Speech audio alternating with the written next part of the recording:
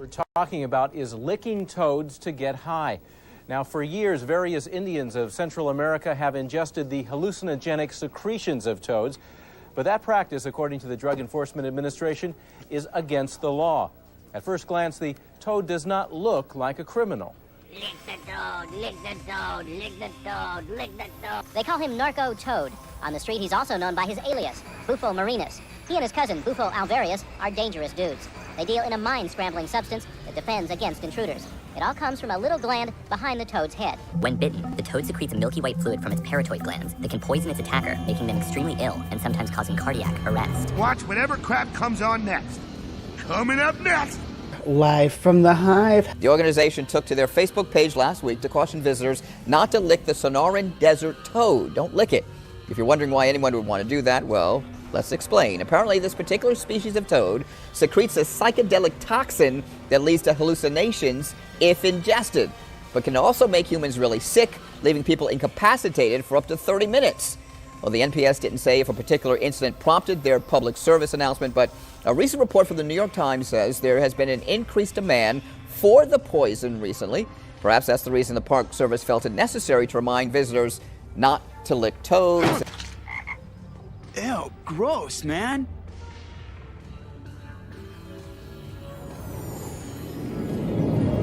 You okay?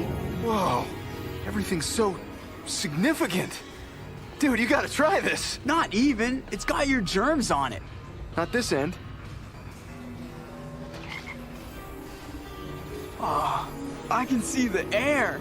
And you know what else? The hallucinogenic compound of bufotoxins sometimes do create a feeling of airiness or flying and things like that, and we believe that the witches flying around on broomsticks is probably due to the toad component of the witch's brew. While the psychedelic bufotine has been detected in dozens of toad species, Bufo alvarius is the only amphibian known to biosynthesize its O-methyl homolog, 5-MeO-DMT. The toad's neck and limbs carry numerous protuberant glands marked by pores through which venom is excreted from subcutaneous lobules that contain the enzyme responsible for biosynthetic conversion of bufotine into 5-MeO-DMT, in addition to the production of other tryptamines and cardiotoxic steroids.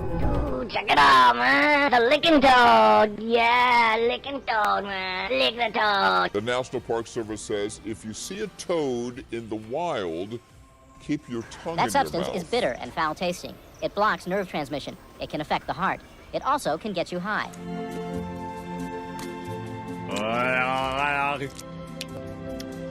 Nothing. Here we go. Yeah. Homer? Huh? These are crystallized secretions from a toad. A substance like this killed 4 people in Australia last year. In fact, possessing the secretion with intent to use it to get high is a federal offense. In order to do any legal action against a person, we'd have to prove drug intent, that you, like conspiracy to lick a toad or conspiracy to sell a toad to lick or something of that sort. Anything yet? Are you sure you're licking right? Yeah. I don't get it. It's supposed to pack an awesome buzz. If you want to get one of these toads, forget it. The zoo tells us that Bufo marinus is restricted in California. The toad has been introduced in places like Florida, and it's done a lot of damage there. It's also a potentially dangerous toad, and certainly one you would never want to lick. Sylvia? Never. Ever? Ever? No. Okay, thanks.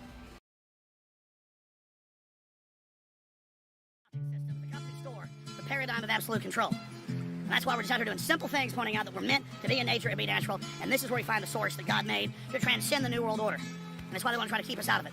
I'm angry. I've had enough of these people.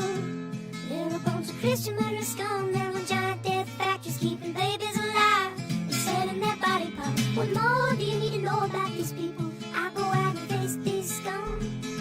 They literally crawl out from under rocks. They have green looking skin and they run around screaming, we love Satan, we want to eat babies. I have them on video. Hillary's in the creepy weird sick stuff, man. She sleeps in the same room with that creepy weird woman whose mother wears a hood over her head. What the hell? That woman number 1 is ugly. Imagine how bad she smells, man. I'm told her and Obama just stink. Obama and Hillary both smell like sulfur.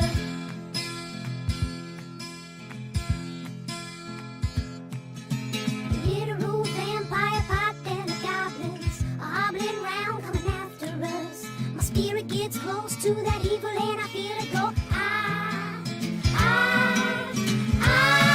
We're such self-centered crap. We don't even notice head itself rising up against us. Millions of pointed people of the very worst type, and I'm so pissed. We're gonna stab your daughter at the mall. We're gonna stab your wife, your son.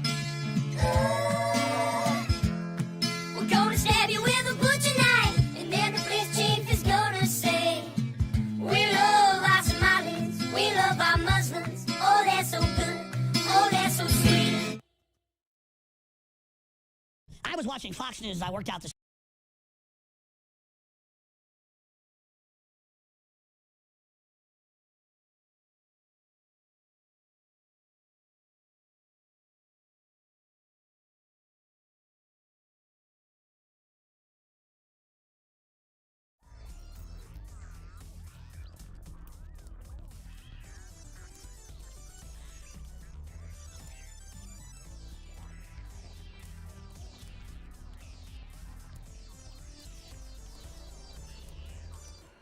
Good morning, my beauties and bees. Hello, hello, all you little flutterflies out there. Welcome to Live from the Hive on February 10th. For some reason, it still said January 27th or something along those lines in my video title, but I fixed it. So, we're good now.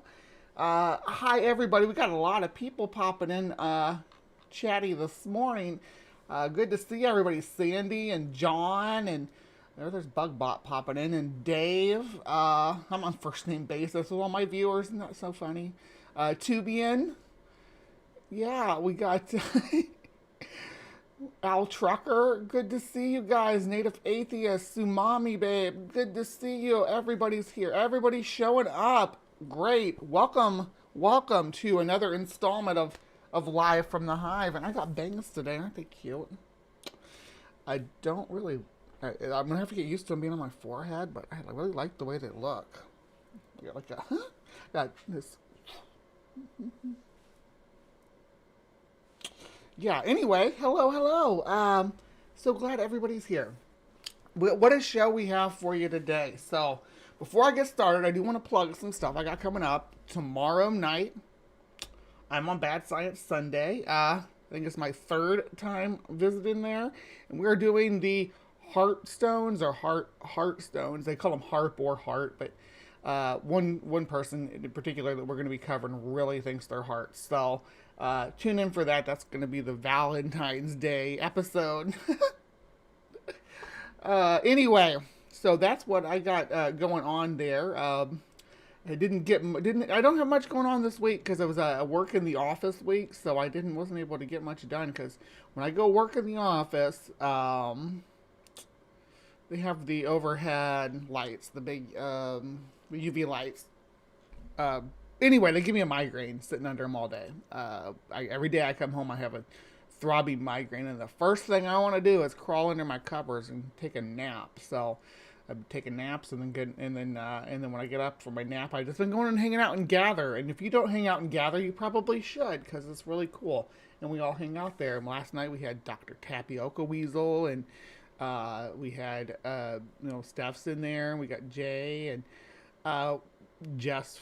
There's lots of cool folks coming to hang out and watch stuff. We got Nitty and Ember, and we sit around, we watch the community content, and then we watch music videos, and we play video games. We had a little race car tournament just what day was that? Was that on?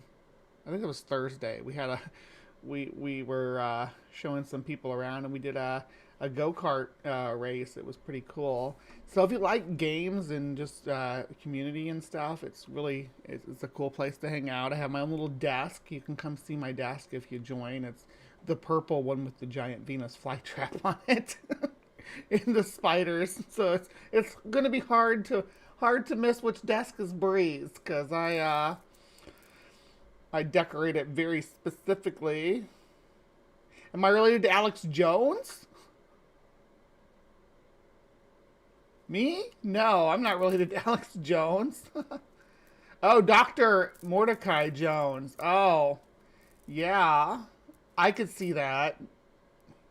They're like, maybe they're even like antipodal twins. Like, Arnold Schwarzenegger and Danny DeVito in Twins. Anyway, I'm really digging wearing beads now. I'm sorry if you can hear that a little bit, but it's almost like a fidget thing for me at this point. Maybe I should just wear one string and they don't cling together so much. I don't know. But yeah, so that's what I got going on. The world is, I'm actually feeling pretty good these days, like here in the last couple of weeks. So don't jinx it, but I am actually feeling confident about my appearance. I'm feeling more confident about my voice. I'm feeling more confident just in general, putting myself out into the world. So we'll see where that takes me. We'll see where it goes, but for right now, I'm just going to do the best I can. And for right now, we're going to move over into the world of the undead, because we're going to go into Cryptic Corner. I'll see you guys over there, okay? Just one hot second.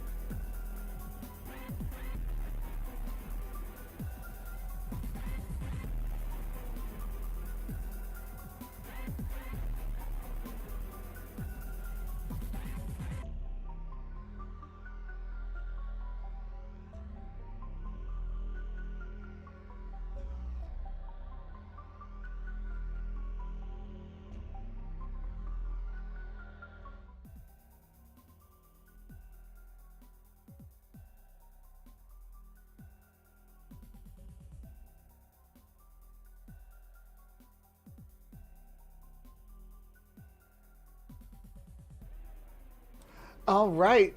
Welcome once again, my beauties and bees, to Cryptic Corner, where we explore the unexplained, the supernatural, the paranormal, and the hidden, the mysterious, the alien, the accursed, and the forbidden. I am your host, Ms. Bumblebee, and today we are going to go into the world of magic, the world of indigenous magic meets Catholicism, really is what it comes down to. A lot of interesting spiritualities popped up, you know, from the fusion of native practices and the colonizers' religion. Kind of a way to merge them. One of the more popular ones that people talk about is Santeria, which has a Catholic kind of origin, but the one that is most popular in America, partly because the capital of this practice is in America, New Orleans, is voodoo, right? And voodoo is probably most famous for two things, probably. Voodoo dolls, which is the little poppets that poppet is a little doll, and you can make it out of wax or cloth or whatever, and you stick pins in it, and you can bind it with another person. You can do all kinds of stuff with a voodoo doll. And that's not a unique practice to voodoo. There's been practitioners of various ancient European and Asian groups that they all practice this sympathetic magic. But today we're not even talking about that, so I don't know why I'm giving you too much details about it. It's called sympathetic magic. It's I make this do this, therefore this does that. People have been doing it since Paleolithic times. Today we're talking about something a little more real, though, a little more actual, factual, real that actually happened. Today we're talking about the voodoo zombie, which is the origins of the zombie. Now, I found a really good article about the zombification process, right? And I'm like, yes, this is what I want to do. I pulled it up, and we explored the concept a little bit, and I'm like, yeah, this is what I want to do. But as I read through the article, I started thinking, it's Black History Month, and I am learning about zombies from a guy named Nathan Klein. Not to give Nathan Klein any shade or anything. I'm sure he's a fine researcher, but this is Nathan Klein, blue eyes and all. So what I'm thinking is, why do I want to learn about African cultural practice from a white man? No offense, but I want to kind of lean into the Black History Month and give the floor to somebody else. So there is a channel that I watch that talks about African folklore and things. They talk about all kinds of supernatural stuff. They ghost hunt and all. I've been meaning to try to find something to cover from her because she's got this spunk to her I like. But now I'm not gonna kid glove her or anything. When she makes magical claims, I'm like, I'm gonna critique it. But I do like her style. This is called the Black Cauldron. She has almost 60K subscribers, so it's a pretty big channel. But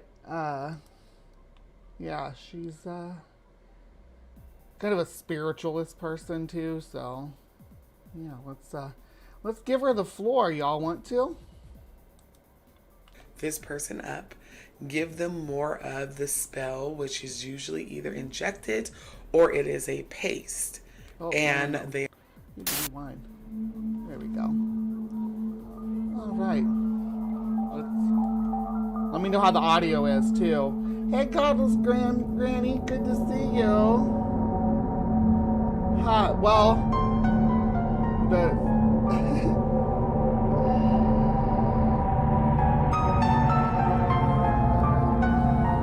Welcome back, YouTube. And if you are new here, hi.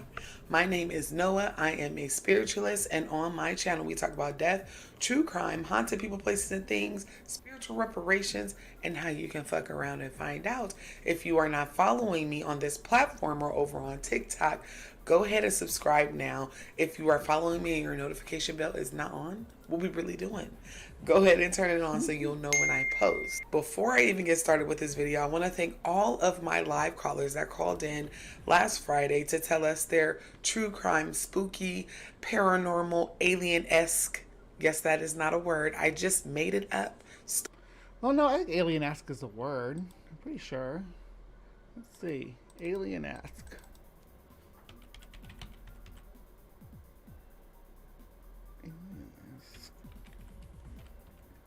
Yes, alien-esque means it's an adjective that means the suggestive of an alien. So no, you're good. You're good, girl.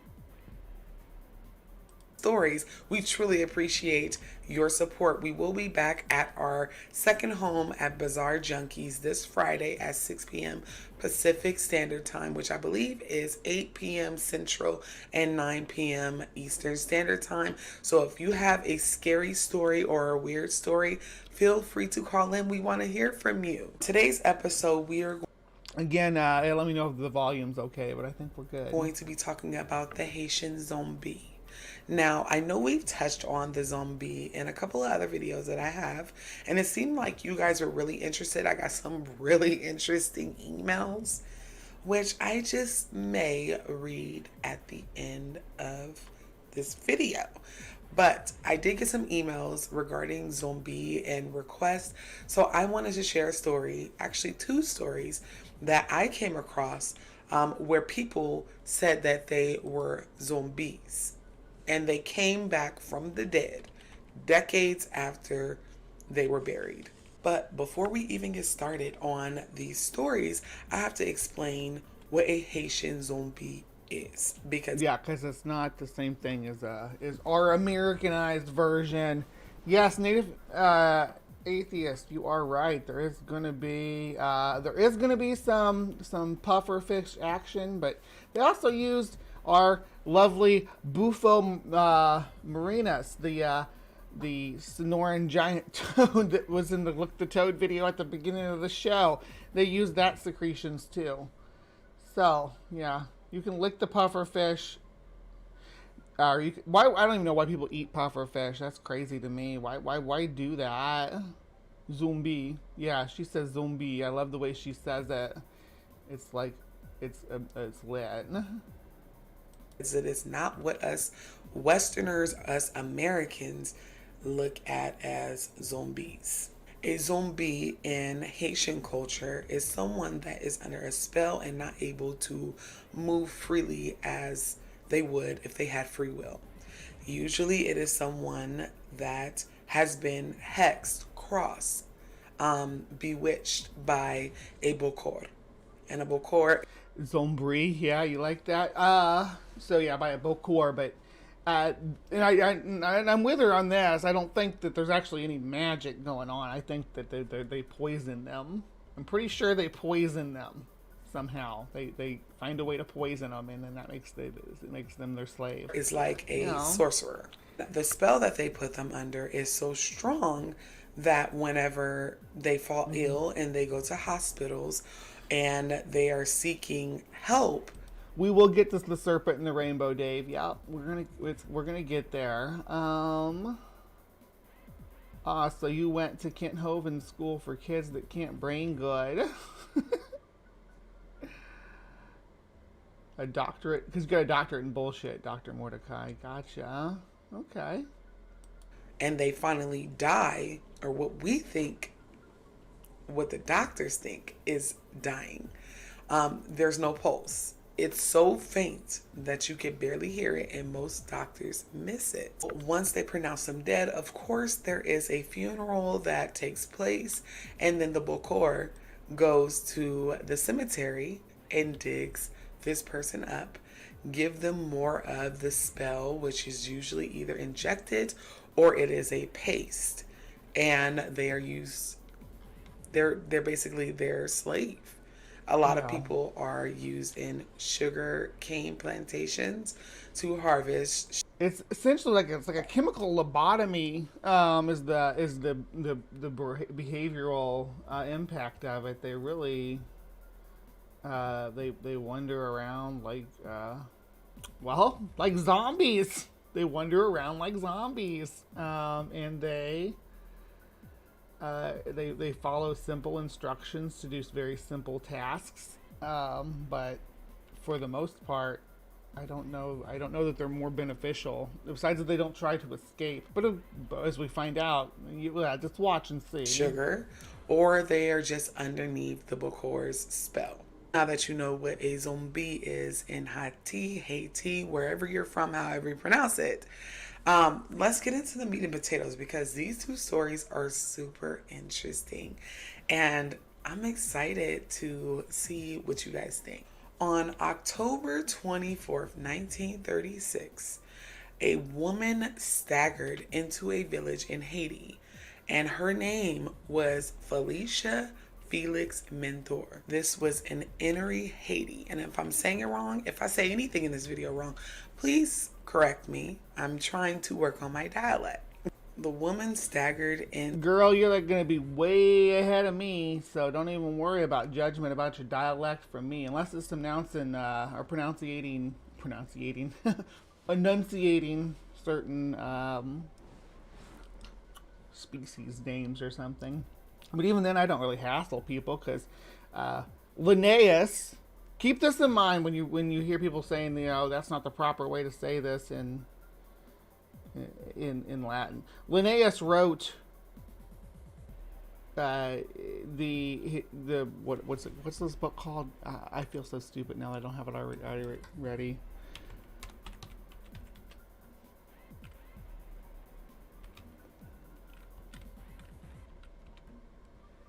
Yeah, the classification system. What's the fancy name for it? I like saying it in the Latin.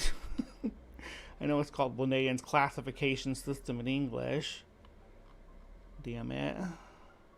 Anyway, but when he invented that system, the Latin language had already everywhere. He's inventing this in like the 1700s, and he's just doing it because it's the ancestral tongue. That's why he's using Latin. But there's no modern version that no one's heard ancient Latin spoken, right? So there's some convention there that you can work with. There's no right way to say a lot of these things, technically. Into this village. She had no eyelashes. She was naked, and she just happened to have a limp. And the village goes into complete panic because they see this woman and they recognize something is very off about her. And if you know and you're well tapped in the Haitian community, then you know she looked like what they suspected her to be. What panicked the community was that she resembled someone that they had buried 29 years prior in 1907.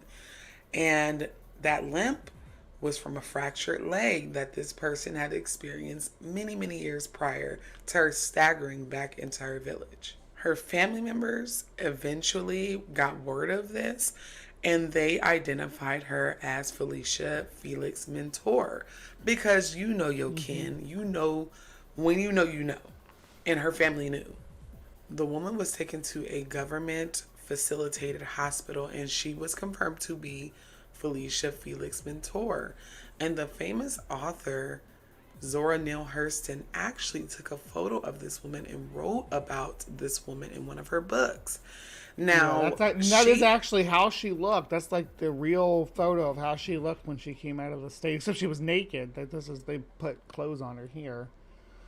But yeah, that's actually how she looked after being subjected to almost 30 years of this chemically induced state, like basically being in a essentially like a coma-like state for that long. Also talked to the physicians that was treating Felicia and told them the Haitian folklore and what they believe happened. The doctors just kind of brushed it off. They really didn't believe Ms. Zora, because this was all folklore or whatever the case may be.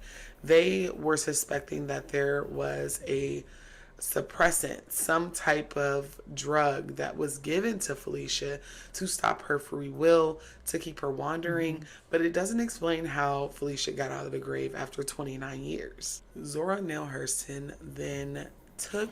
I don't think she climbed out of the grave after 29 years, but I would suspect what happened was that the Bokor came and retrieved his victim very, very soon after burial, right? She only had so much oxygen in the casket. So I would speculate most sincerely that she had not been in the grave for 29 years, but in the service of this Bokor under this chemically induced state, like the hospital folks kind of speculated as well. Now, this doesn't downplay the fact that they do this stuff, and that it is a form of, technically a form of like dangerous witchcraft. So I mean, like one of the very few cases where people are actually using witchcraft methods that are effective and can actually render the victims, in this state. So yeah, I'm with it. The photo over to Life magazine and also put the story. You think it was somebody different? You think it was a different woman? The next one, I'm pretty sure they were able to confirm it's actually him. Yeah. You might be right. It might be a different woman. Of this woman into her famous book, Tell My Horse. Pause. Let me just pause because I got to keep it real. Y'all my family, y'all my friends. I love Zora Neale Hurston's work. I mean, some of my favorite books are written by her. But I feel like this kind of gave voodoo a little bit of a bad stigma.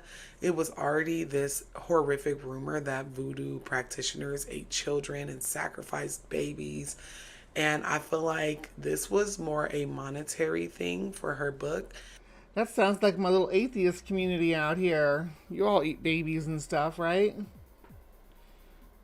Nom nom nom.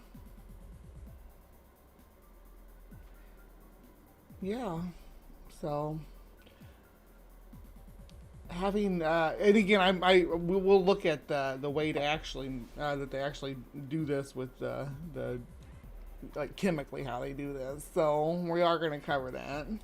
And it really didn't align with my values because voodoo is not that at all. We do have dark practitioners, of course. With any religion, you're going to have people that use it for their own gains. But oh yeah, that's true, Sumami. You guys ate babies too. So you ate babies as an atheist and a Romani. So do you get a second helping of baby when you do that, or do you have to like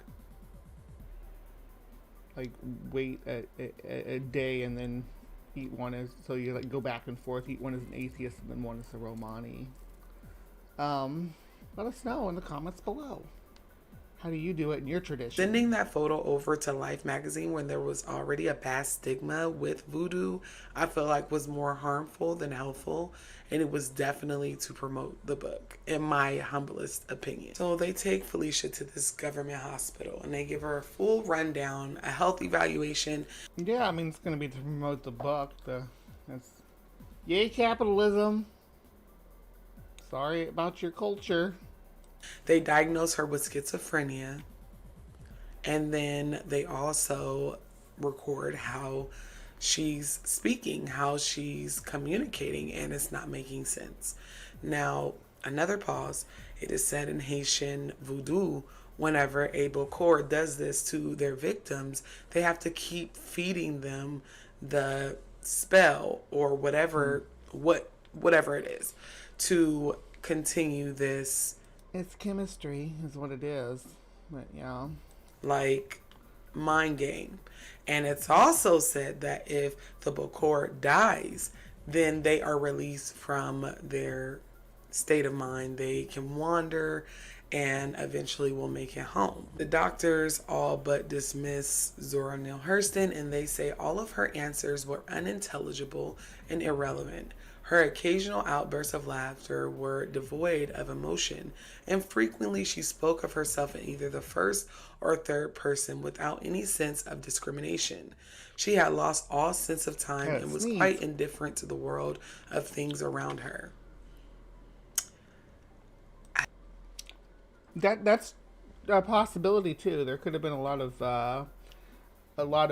factors that come into play. My thing is that they took her to a hospital, and the hospital said, "Oh no, this person's been drugged." So there is actually a diagnosis for this woman. I could definitely see that it may not be the same woman that they're saying it is, but the person that they actually found wandering the streets naked had been drugged in this way.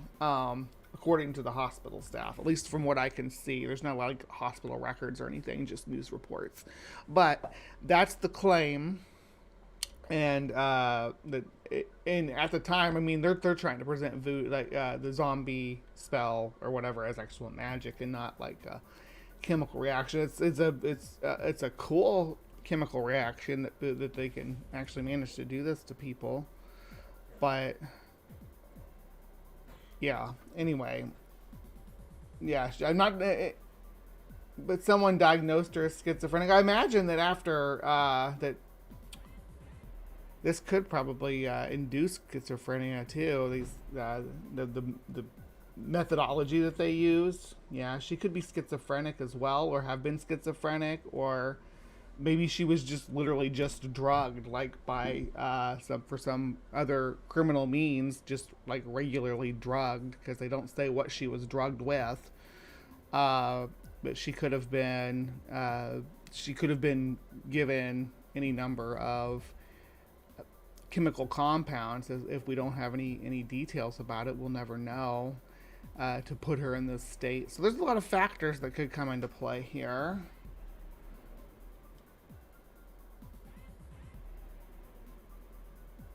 Yeah, I don't know. It's like a cocktail of different chemicals. Yeah, what other poisons would replicate those symptoms though? Datura, fugu fish, and bufo. Yeah, bufo marinus, or any of the bufos really. I don't know. Sounds like a spell to me, but the fact that I don't even know if you gave somebody a strong sedative with like a bufo toxin, I wonder how pliable they would be. That's an interesting thought experiment. There's no I guess there's probably ethical ways to do it, but I don't know about those higher doses that I think that they're working with. I don't know. They buried this woman 29 years prior, and she was found wandering in her village. The main reason is that I'm not going with the schizophrenia thing is because, I mean, if she was diagnosed with schizophrenia by doctors, then that's fine. But I'm not willing to take the leap to say that that the zombie of Asian folklore and apparently history is an example of people with mental disorders, because I think that puts a lot of stigma on the mental health aspect of things. But I don't waive the possibility that these people they would set out to target specifically people with these boat corps, that they would set out to target people with specific mental disabilities, right? I would not put that past these folks. A lot of people who want to manipulate folks will target those with, perceived mental illness or some other psychological struggle. So it's definitely not out of the question that those things could go hand in hand. It's just I don't know if there's the evidence to back that up all in the overall cases. But yeah. Village. Y'all be the judge of that. No way am I saying that there wasn't worldly things that had to happen for these people to turn into zombies. What I'm saying is that there are things that we will never understand because we are not initiated, right? Because all it takes is a little tetrodotoxin and other ingredients from cemeteries and different things. I'm not saying I know the recipe. What I'm saying is that there's worldly and spiritual things that have to happen to turn someone into this. And I hear too many firsthand accounts of how people have been turned into zombies to be like, oh, that doesn't exist. I hear some pretty creepy shit on a regular basis. Our next story is of a man named... Yeah, I'm just not convinced by anecdotes. I would love to hear some of the stories, but when I hear the stories, maybe some of the factors, some of the stuff that comes up in the stories could help me decipher how I feel about the claims, right? Like the situation things. Because there's people that are really susceptible to like hypnosis that can be hypnotized. I can't be hypnotized. I've gone to hypnosis things and I can't be hypnotized. But I've seen other people go up there and be hypnotized. So there's a lot of picking and choosing when it comes to a target for something like this, right? I don't know if a schizophrenic person would be a good target. That might be that. I would think a schizophrenic person would be more difficult to subdue with like a hypnotic method, right? With hypnosis, and like even with chemically supplemented hypnosis. I think a schizophrenic person might be a struggle to maintain them.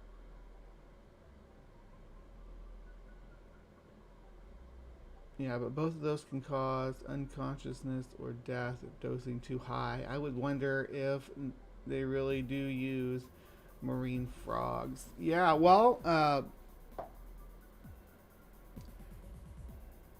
bufotoxin is wild, right?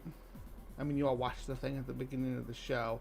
It really does alter your perception of reality, and you could potentially be very pliable. Again, with things like supplementing it.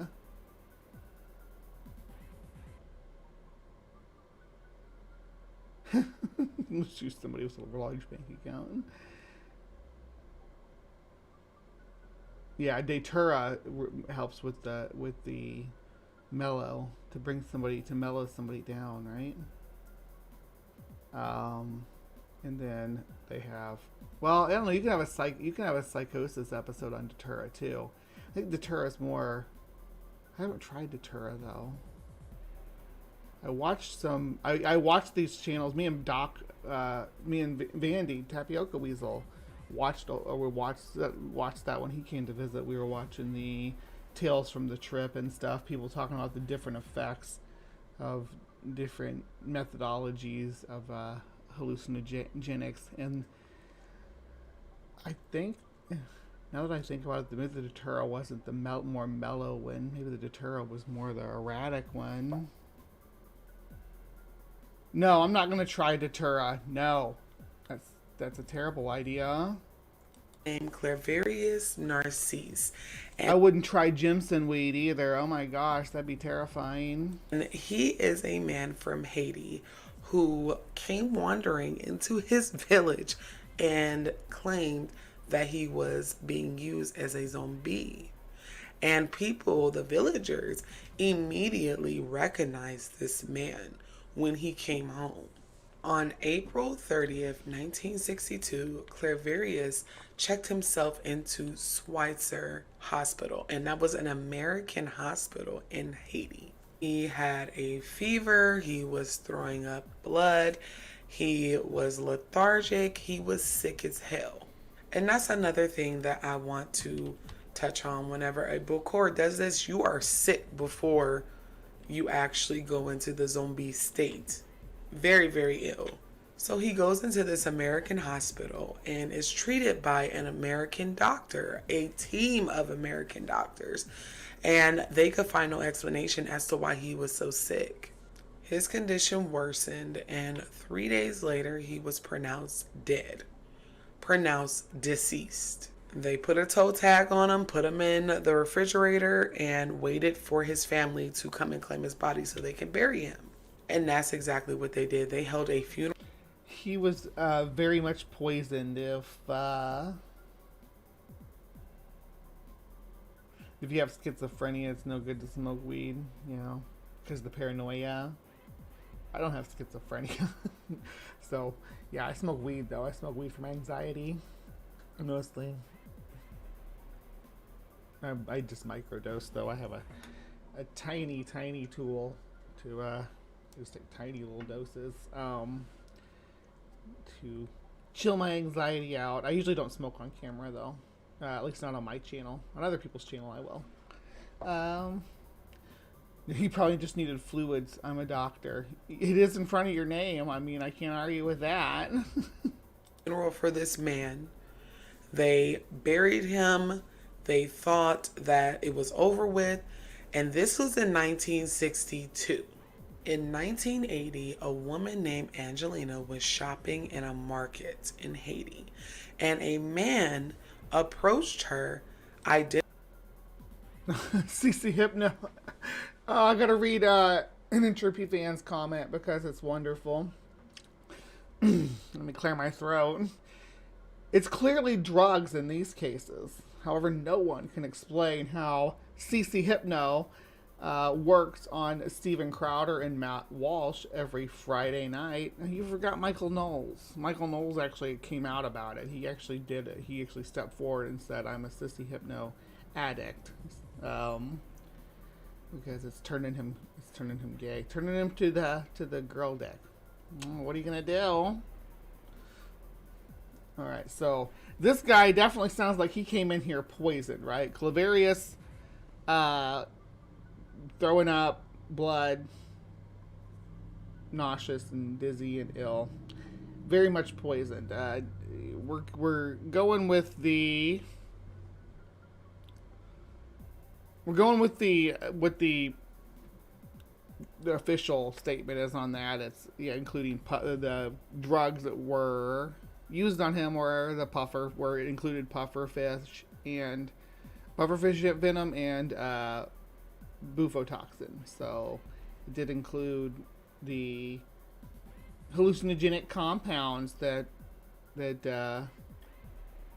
we were just discussing. So there is that is included, but it's bizarre that he came to the hospital, right, and didn't report any of the symptoms that one would associate with being under the influence of a powerful hallucinogen.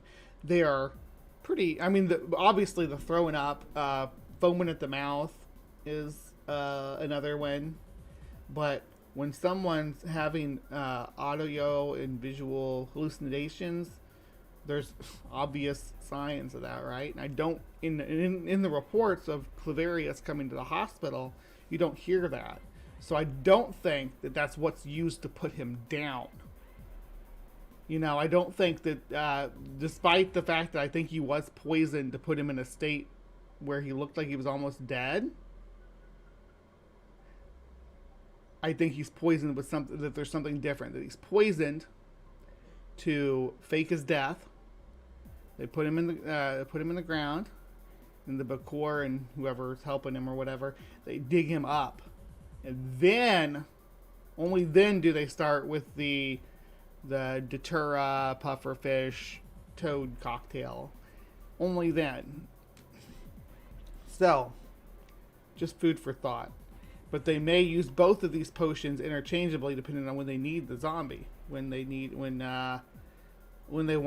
done with him, when they just store him away, they just put him in his. They give him the stuff to put him in the death state, and put him away, and then they use whatever they use to revive him. Probably, I would speculate that it's maybe like smelling salt methods or something. Michael Knowles actually said he wouldn't even research the subject because it would infect his mind. Sorry, but if you see porn and you like it, that's not... it's you, not it's not hypnosis. If you see him porn and like it, it's not hypnosis. Is there somebody standing across the street? Identifying himself as Claverius. And at first she was a little weary because obviously this is years and years later. So she prompted him to call her a childhood nickname that only her and Claverius would actually know. And he did. And she looked at him a little longer and was like, this is my brother. This is Claverius. It looked just like him, except he had a scar on his cheek. And he explained that when he was being buried, he was conscious but paralyzed. And whenever they drew the coffin nails into the wood of his coffin, one pierced his skin. Oh my gosh. Can y'all imagine? Just take the skepticism out of whatever you believe, right? Say you don't believe. Well, I think that right now we can be on the same page with no magic involved, right? These are somehow chemically reduced. I'm not saying I know exactly what formulations they use and stuff, but it's strongly understood or strongly believed and understood that, and based on blood work of these individuals, that they are being poisoned with a cocktail of hallucinogens and sedatives. Yeah, she is kind of hot. I know. Yeah, she's very easy on the eyes.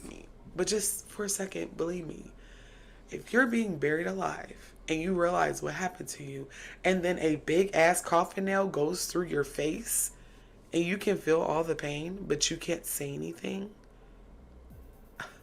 All the villagers that were around him were born and raised, and a lot of them were his age. They recognized this man.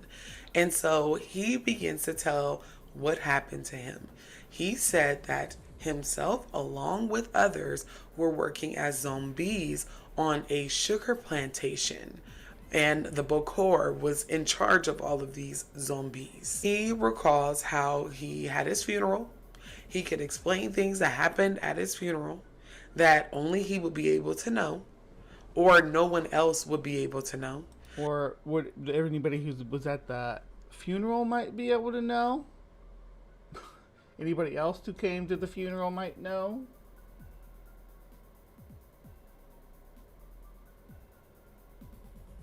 Yeah. And he explains how that night his Bokor came and dug his body up, exhumed his body, gave him a paste in his mouth, and then began to control him. Himself and other zombies were forced to work on a sugar plantation, and then all of a sudden the Bokor died. And I said earlier, whenever your Bokor... No, we're not going to do that, Doc. Mordecai, no, that's not cool. Can somebody moderate that for me, please? This is, it's just her culture and religion, bro. Come on. Oh. Anyway. Zombies, yeah. That's how she, I think that's the difference in the pronunciation between like the American pop culture zombies and, zombies from folklore. There's a part towards the end of this though where she gives the floor to this young lady here, and I really want to get to that because she does a great piece on cultural appropriation. Core that is ruling over your head, that has you bewitched, dies, you are free from the spell. He says that it took him 16 years to regain. Well, their turbans are popular in most the old world, right? Europe, Africa, Asia, Australia. Yeah, I could do an episode on zombies, about bees that turn into zombies. But they usually, it's usually through a fungal infection. Gain his sanity, because the Bokor died 2 years after they exhumed Claverius's body. So it wasn't long that he was with the Bokor, but it took even longer. So Jason, yeah, the people from the bombings walking out of the bombings is what they're talking about in that song. like because they're like shell shocked. They can't hear, their ears are ringing. They're covered with dust and blood and rubbles all around, and they're like kind of just stumbling out of the wreckage. That's what she's talking about in that song. Like they see these, there's especially in the well, I shouldn't say especially. I just remember mostly in the like late 80s and early 90s. Sometimes we get footage of the troubles, and we would see some of those clips and stuff of the people. Yeah, it was horrific, but that's what they're talking about there. That's like is people like, oh, I want to play as a Halloween song. It's like, well, play as a Halloween song, but you got to know the original meaning of the term that she's using, because it's much more horrific than anything George Romero would ever put out. Longer for him to gain his mind back and wander back home. Why did this happen to Claverius? There's two different theories, and I believe there's some truth in both of them, because two things can be true at the same time. The first theory is that he abandoned his wife and children, and that was heavily frowned upon back in the 60s. The other reason is that his brother was responsible for this. And usually there's always a hater in your camp. So I believe that both of them may be a little bit the truth. Him and his brother had been beefing over inheritance of land. And they said that instead of doing things the right way, his brother went and got a bokor and offered his brother as a sacrifice, like just on a platter. That's a shitty brother. You know, me and my brother may not be as tight as we used to be, but I hope that my brother would never poison me for inheritance. Chafing cream, what?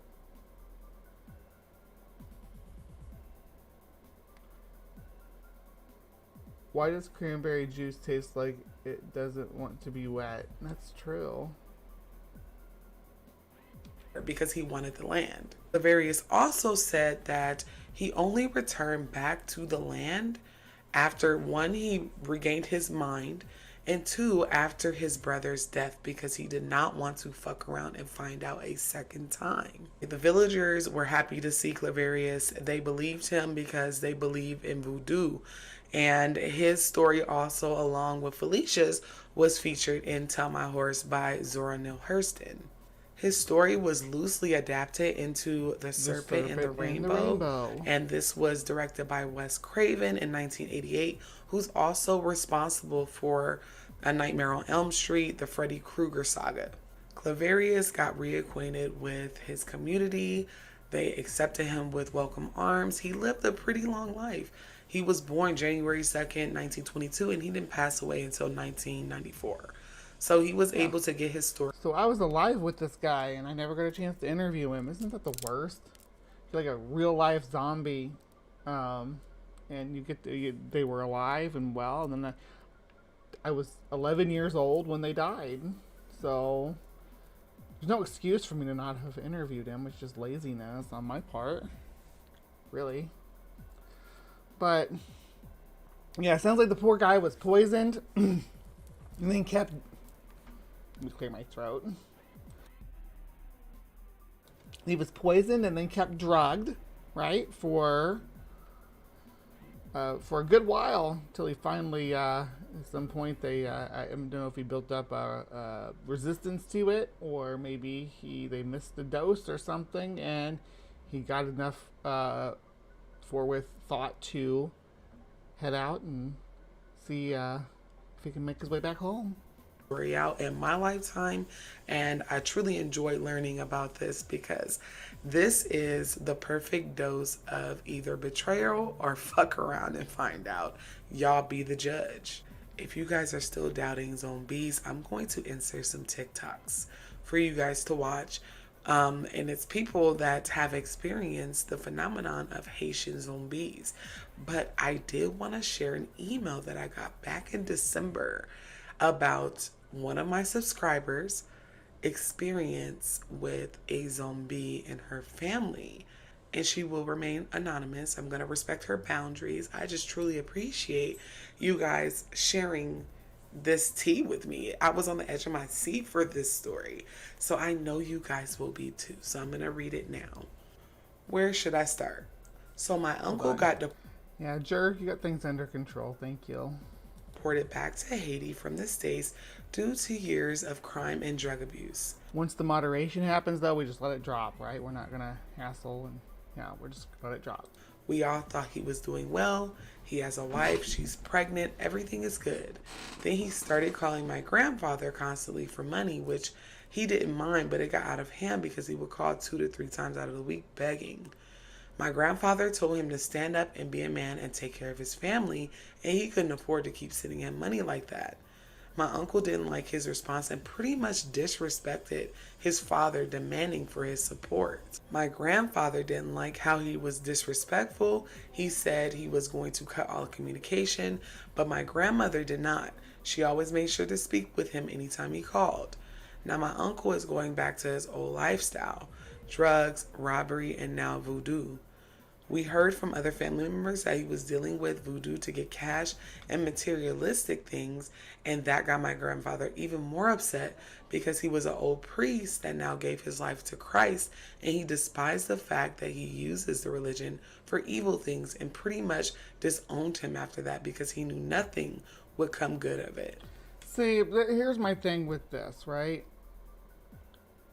Being a practitioner of voodoo is really not any worse than being Christian. I think that it's silly to act like one of them is more toxic than the other. They both have their good points, things about like community and stuff that they can offer, and they both have some cringe, and they both have some danger too. I don't think the Bokor is going to be, maybe they will, but I don't think a Bokor is going to like try to just get my rights legislated away. I don't think that they're going to do that, right? So Christians being like, "Oh no, you're into voodoo now, and I reject you," it's kind of cringy in and of itself. It's bad to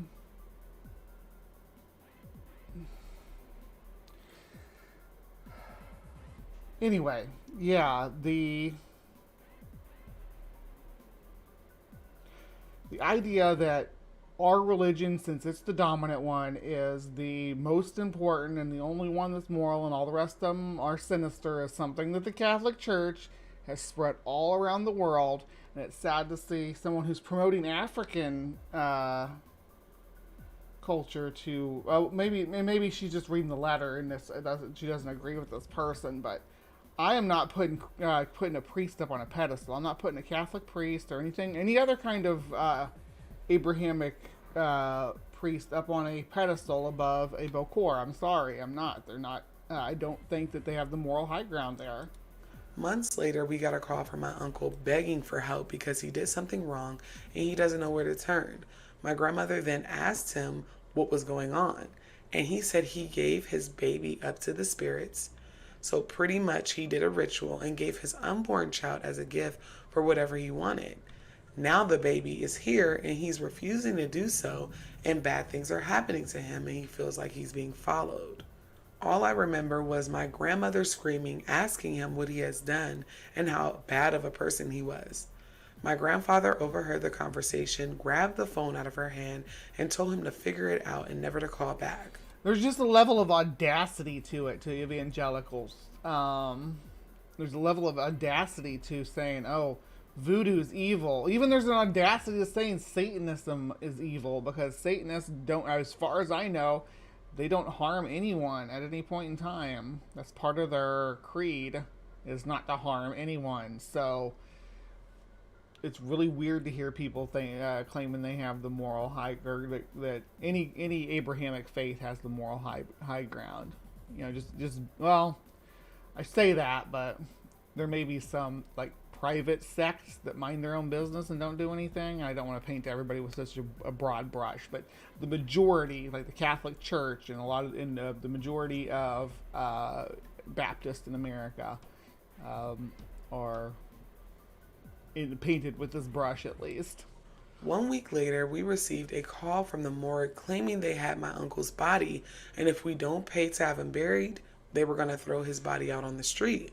My grandfather first thought it was a scam and wanted to find out for himself. My grandfather then called 2 family members to go view the body, and he also told them to whisper something in his ear. I don't remember what my grandfather said, but he ordered them to whisper it directly in his ear. We got a call later on that day, and my cousin's exact words were that he whispered in his ear and he started crying in the morgue. Meaning, for context purposes, the uncle's corpse started crying.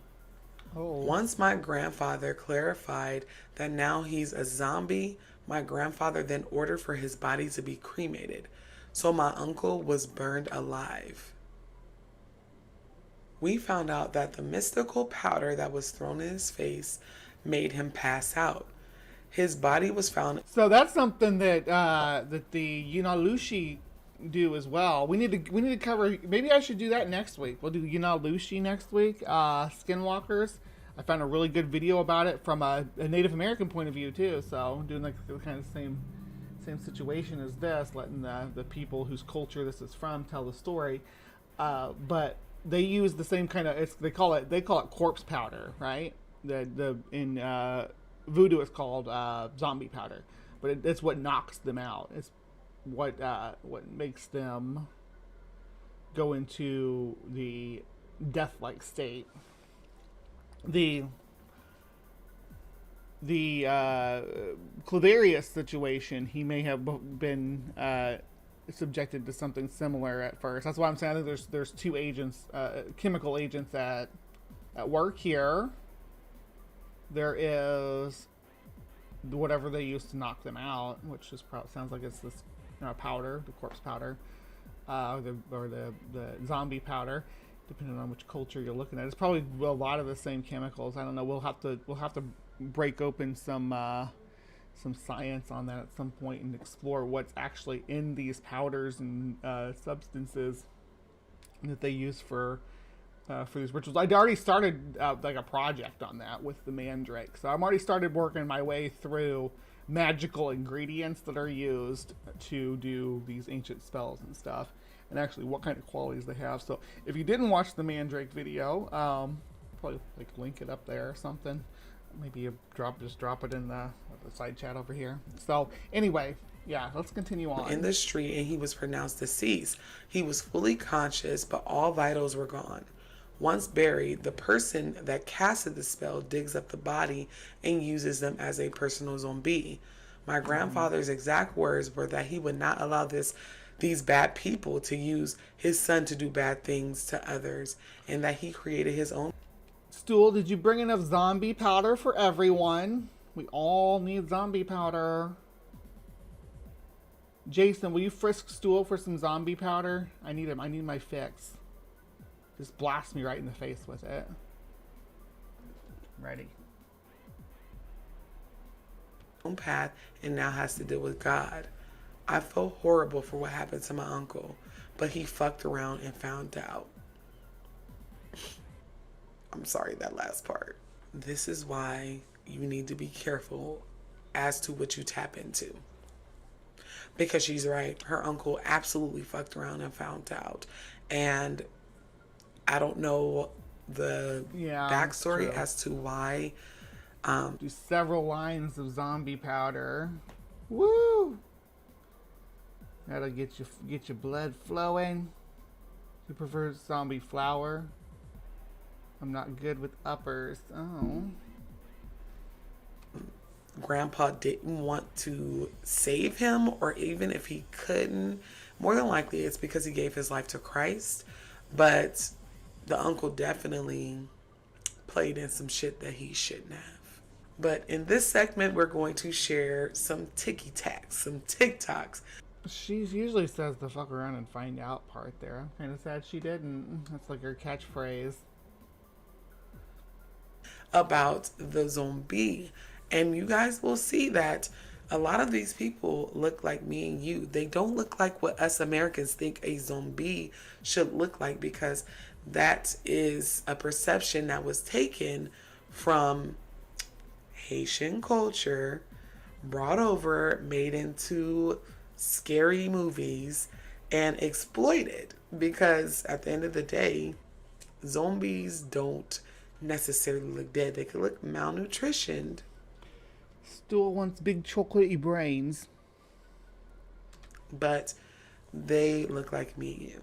I will be tagging all the creators in the description of this video. Go ahead and give them a follow on TikTok if you are over there.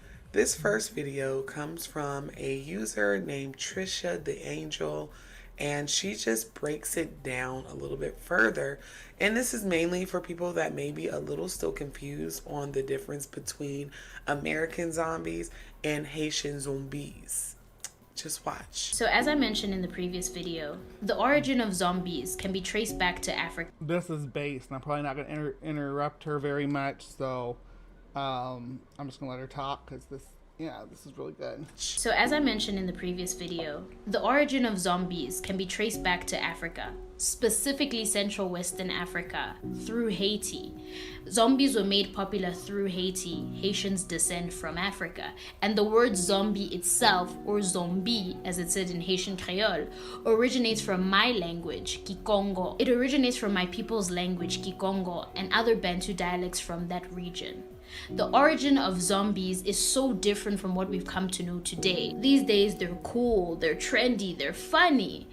But the real meaning behind zombies is sad. The origin and real meaning of zombies comes from the very real fear of millions of African and African descended people, from the past to the present. The fear of being enslaved, of having your freedom taken away from you.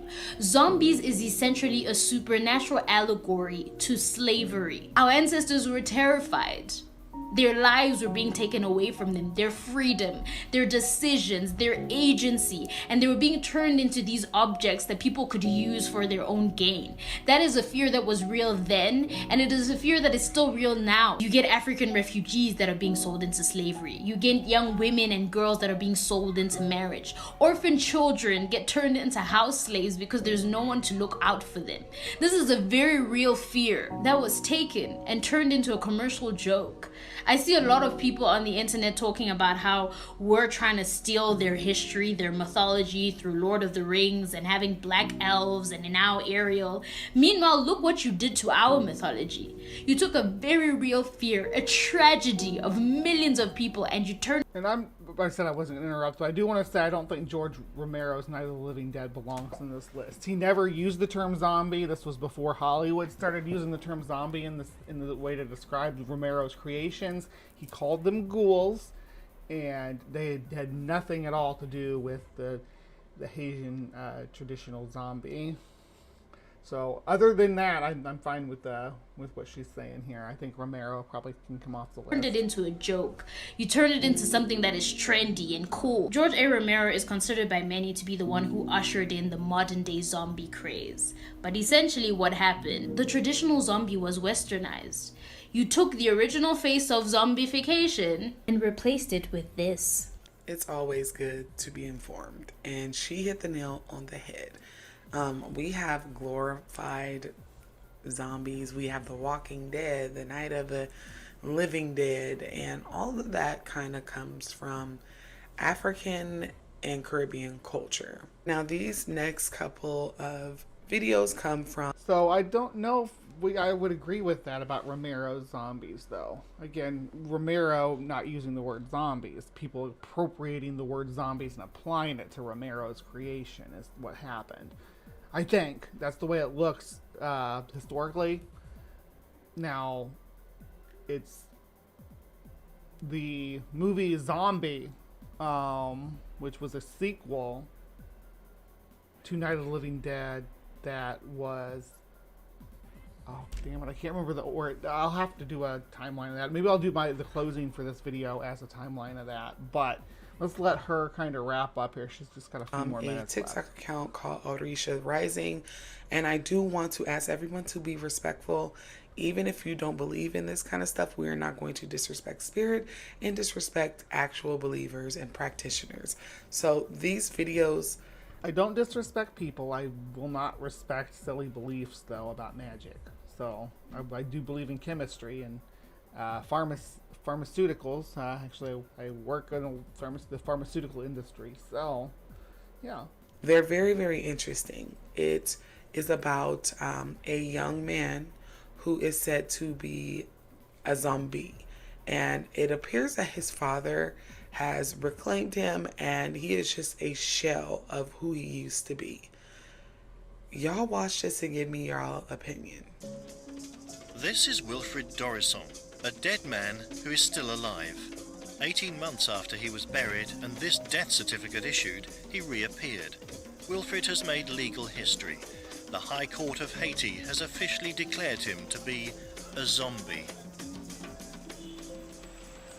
Port-au-Prince, capital of the Caribbean island of Haiti, home of voodoo. The starting point for an expedition to track down Wilfred Dorison.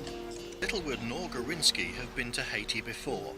Both will take a lot of convincing that zombies exist. But here in Haiti, no one has doubts. Everyone is certain that voodoo sorcerers have the power to bring the dead back to life. But zombies? It sounds incredible to me, but this, after all, is what's supposed to have happened. Agreed. Woo is woo, regardless of what skin tone it comes from. That's why I'm like, I will dive into Asian zombies and Navajo skinwalkers and African Nandy bears and Aboriginal bunyips and stuff like that. The people that report stuff like this, it doesn't matter. People have a folklore and superstitions and misidentifications and sympathetic magic that they've practiced for generations. Every culture does, you know. But this, what I like about the zombie is that there's actually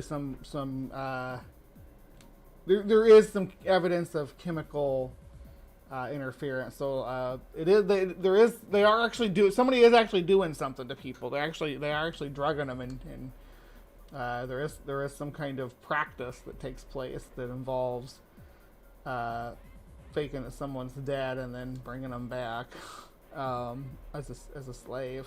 To Wilfred Dorison. Wilfred lives in one of the most inaccessible parts of... Could we ask him? Right, I think most of it's psychodrama, Sumami. I really think. Let's see. And to me, anything that is clearly intended to be fictional is just storytelling, and by that it's not cultural appropriation, just using a story element. Yeah, I don't know about, like, when it comes to using the word zombie, I do kind of see how people can take umbrage with that. This is just like people use the word skinwalker and then describe it, actually talking about a werewolf, because they're different, right? People that use the terminology inappropriately, I guess I can sort of sympathize with the culture that comes from, right? It's like if someone appropriated, like I don't know, leprechauns, and instead of making them little green dudes, they made them like Lord of the Ring elves or something, and said, nope, these are leprechauns now. That would annoy Irish people, right? But that's kind of where I'm getting at with that. How did he escape? Before he died. Could be the same person as on more thick set. Fat face, but Wilfred's lost a lot. Wilfred's lost a lot of weight.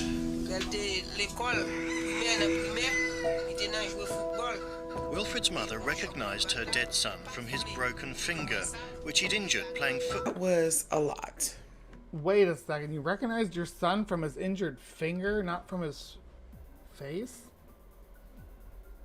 Not from how he looks? It's like I think I could recognize my own child pretty well. Maybe. I don't know. But not from a broken finger. Lots of people break fingers. The person seems to be displaying some nonverbal behaviors, though. So I don't know what's up with that. Hopefully they didn't kidnap some autistic person thinking that it was their son. But I'm just going to go ahead and put it out there. But if you believe, you believe. I mean, they knew or thought that he was deceased and he wasn't. And I thought the interview style was very well set. That they had someone who I believe is either on the Discovery Channel or the Travel Channel come out and kind of just interview him and get the vibes and see what was going on. I pray that this young man has healed from whatever is either afflicting him or tormenting him. This next one is from our friend. In my head, we're friends. Priestess Rose. It's a really quick one. I'm going to mute any music because she's just telling about her experience with a zombie, and I just love her mutuals. I feel like I'm a part of an elite club and all that other stuff. But make sure you give Priestess Rose a follow. I'm going to actually tag her YouTube. I had no idea she had one, but I'm going to be tagging her TikTok as well. Okay.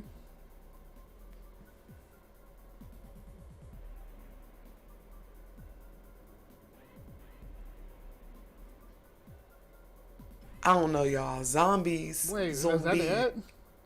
That time in Haiti, my grandpa. I don't know, y'all. But I'm going to be tagging her TikTok as well. That time in Haiti, my grandfather brought my cousin back to life days after she died.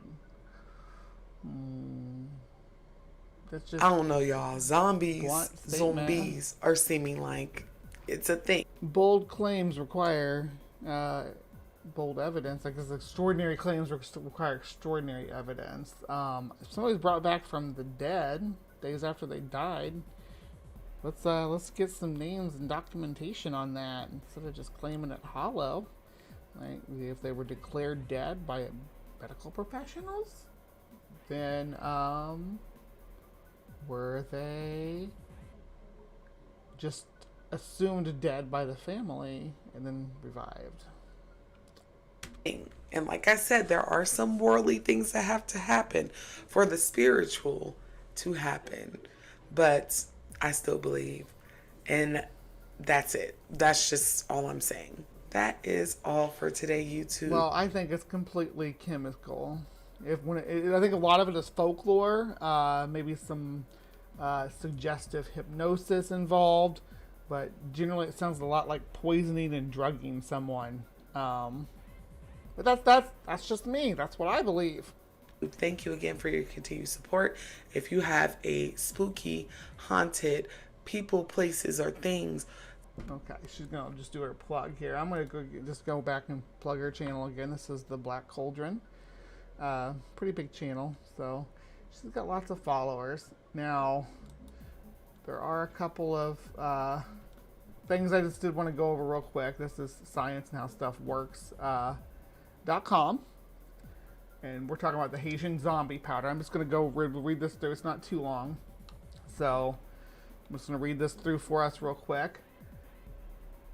Davis traveled to Haiti at the request of Dr. Nathan S. Klein, which is who we talked to, who wrote this article. Right, that's the serpent rainbow guy. Anyway, who theorized that a drug was responsible for Narcisse's experiences as a zombie. Since such a drug could have medicinal uses, particularly in the field of anesthesiology, Klein hoped to gather samples, analyze them, and determine how they worked. Davis learned that Haitians who believed in zombies believed that the Bocor's sorcery, not a poison or a drug, created them. According to local lore, the Bocor captures a victim, T-bond-ing, or the part of the soul directly connected to an individual to create a zombie. But during his research, Davis discovered that the Bocor used complex powders made from dried and ground plants and animals in their rituals. Davis collected 8 samples of the zombie powder in 4 regions of Haiti, Their ingredients were not identical, but 7 of the 8 had 4 ingredients in common. One or more species of pufferfish, which often contain a deadly neurotoxin called tetrodotoxin. A marine toad, which produces numerous toxic substances, bufotoxin being the hallucinogenic one. A hyla tree frog, which secretes an irritating but not deadly substance, and human remains. In addition, the powders contained other plants and animal ingredients like lizards and spiders, which would be likely to irritate the skin. Some even included ground glass. The use of pufferfish intrigued Davis. Tetrodotoxin causes paralysis and death in victims. Pop up, sorry. Where was I?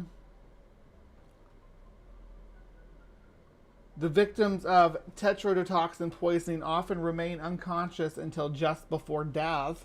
The paralysis prevents them from reacting to stimuli, much like what Claverius Narcisse described about his own death.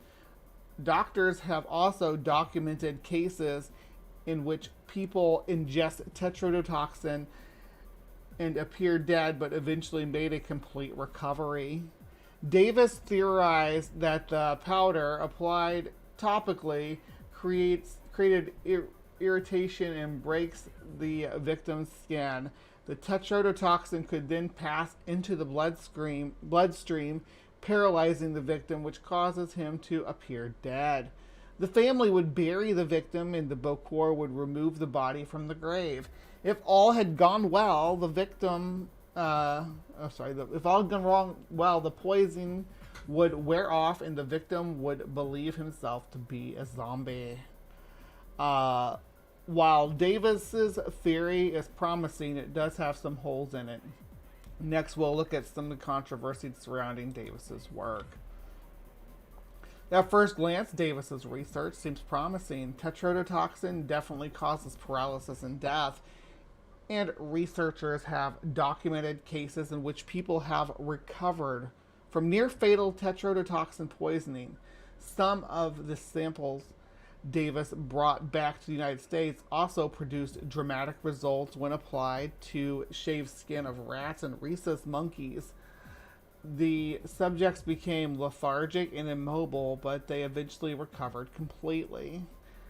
Other researchers, however, have raised questions about the legitimacy of Davis's research and the actual components of the sample he brought back from Haiti.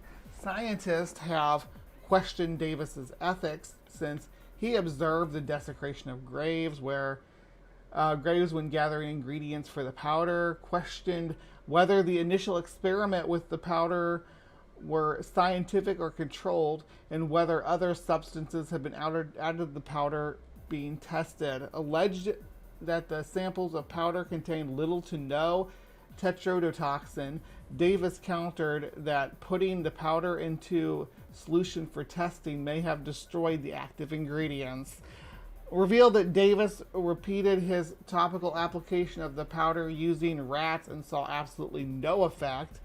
Studied several alleged zombies and discovered clear cases of mental illness and mistaken identity, which is what Sumami was pointing out earlier.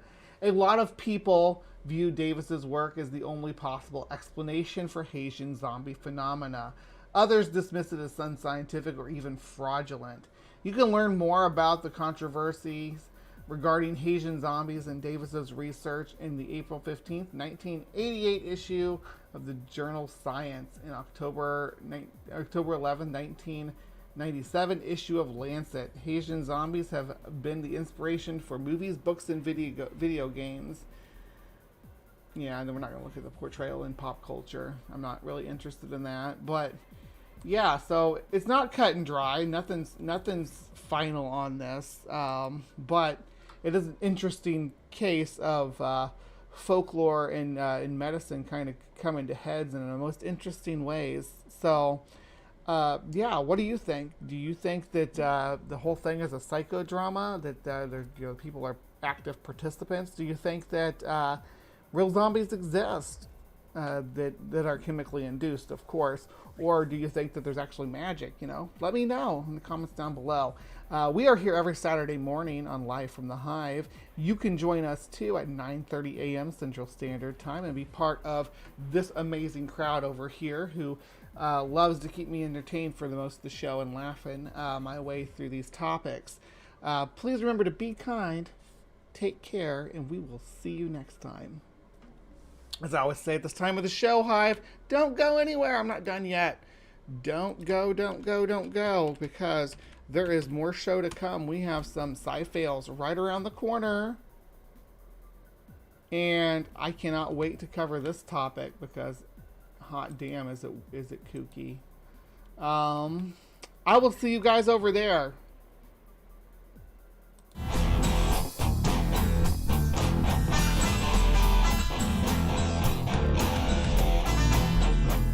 Evolutionary arms race. So that's why you get run into a lot of problems with people misunderstanding evolution, because they're like, oh, this animal hasn't changed for millions of years.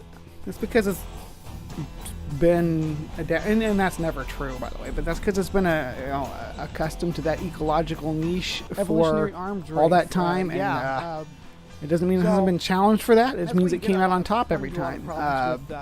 Sharks are a good example. They're well adapted for their environment. They aren't going anywhere, well, until now, until we started killing them and eating them, or just killing them for fun.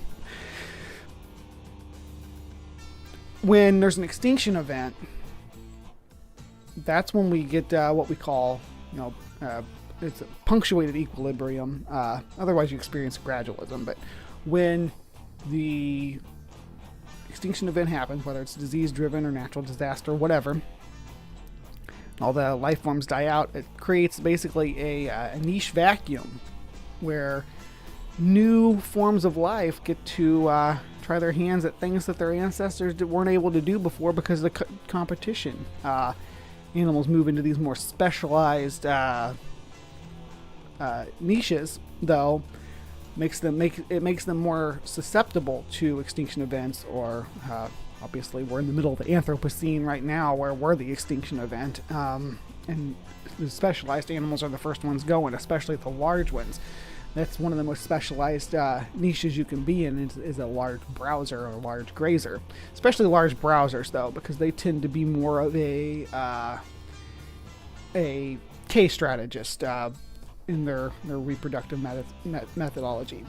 Speaking of, would you guys like me to talk about R strategy and K strategy? I might be able to get some friends together and maybe do a little talk about that.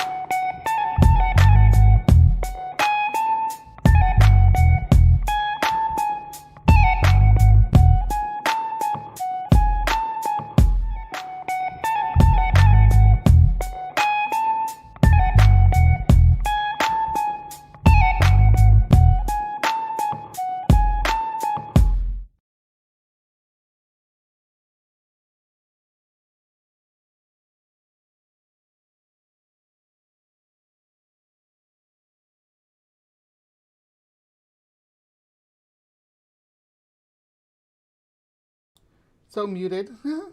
Hello, my beauties and bees, and welcome to another installment of Sci-Fails. And I am here today to talk about just more bad environmental and ecological takes, but this goes so much deeper than that. It's kind of a bad medical take, a bad science takes.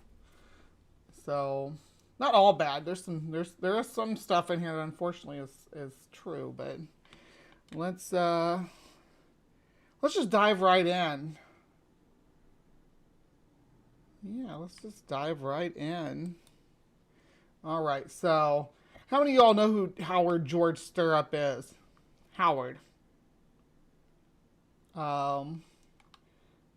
Yeah, old boy's been in some heated debates with some people I know.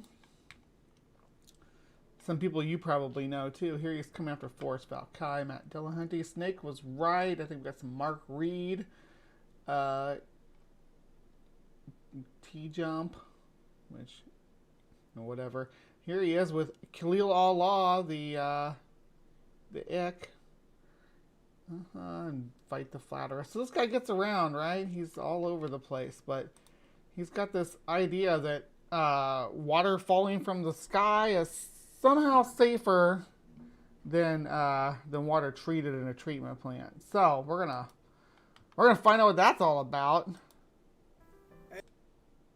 Hey everyone, I just wanted to make a quick video to show you why I drink rainwater and why I think that you should too. It's an easy experiment that you can all try at home. You get a water distiller and you put 4 litres of tap water, and after a few hours you're left with distilled water. Now that's no minerals.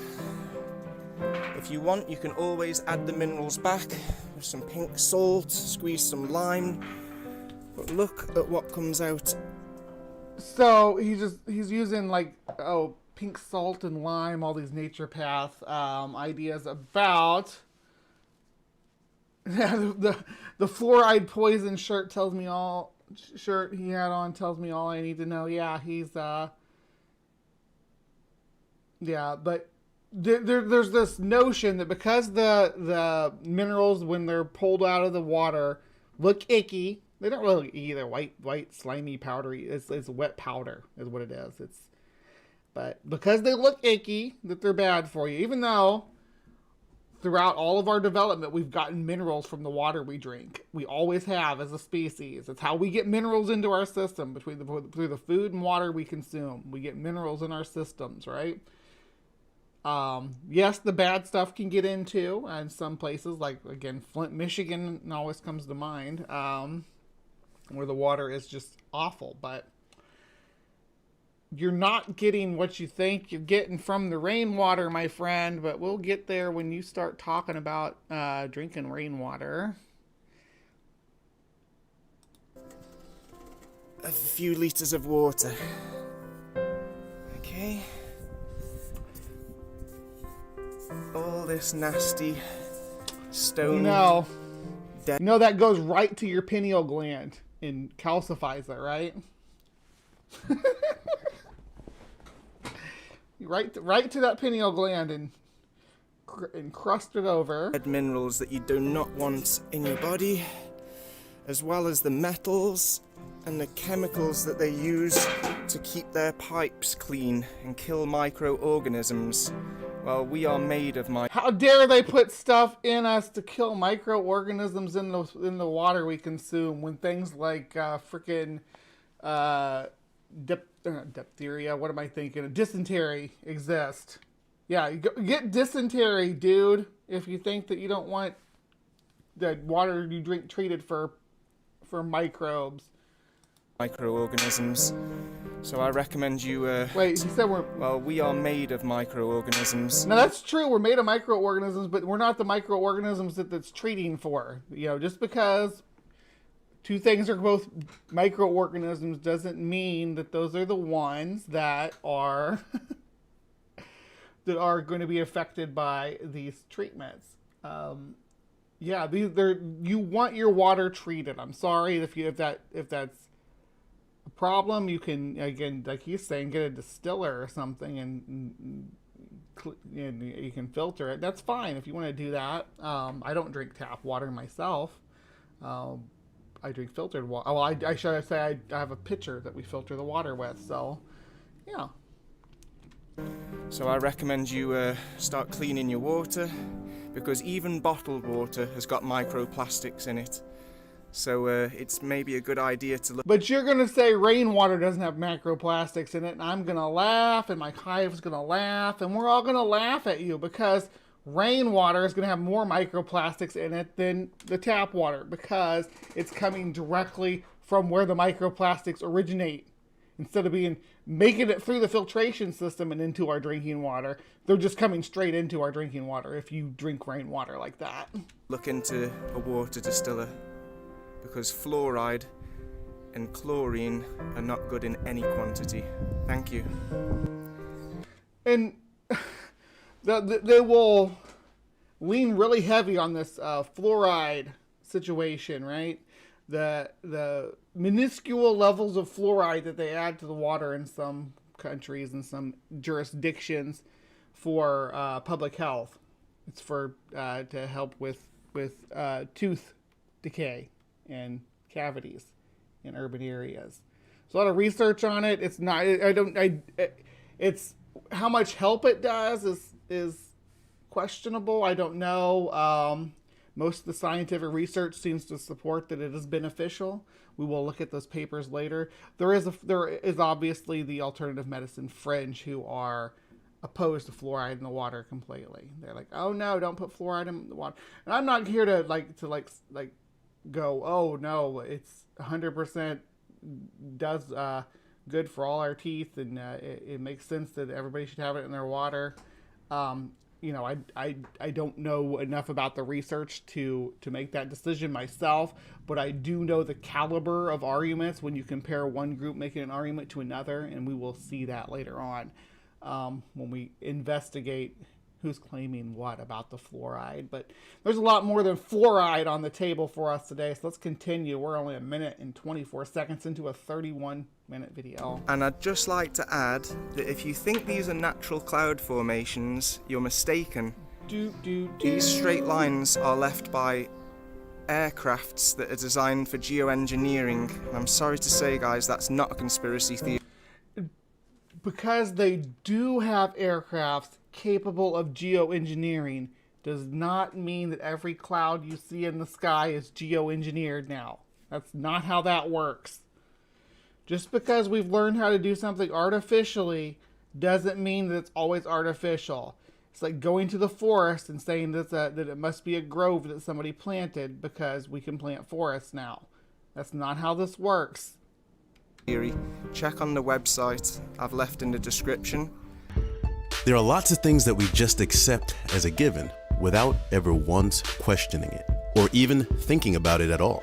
Regardless, one of the most toxic atrocities almost never spoken about is... Listen to the language he uses here when describing fluoride. Toxic atrocities. Now, toxin is a fun word that these people like to use, these naturopaths and alternative medicine folks, that they like to use to describe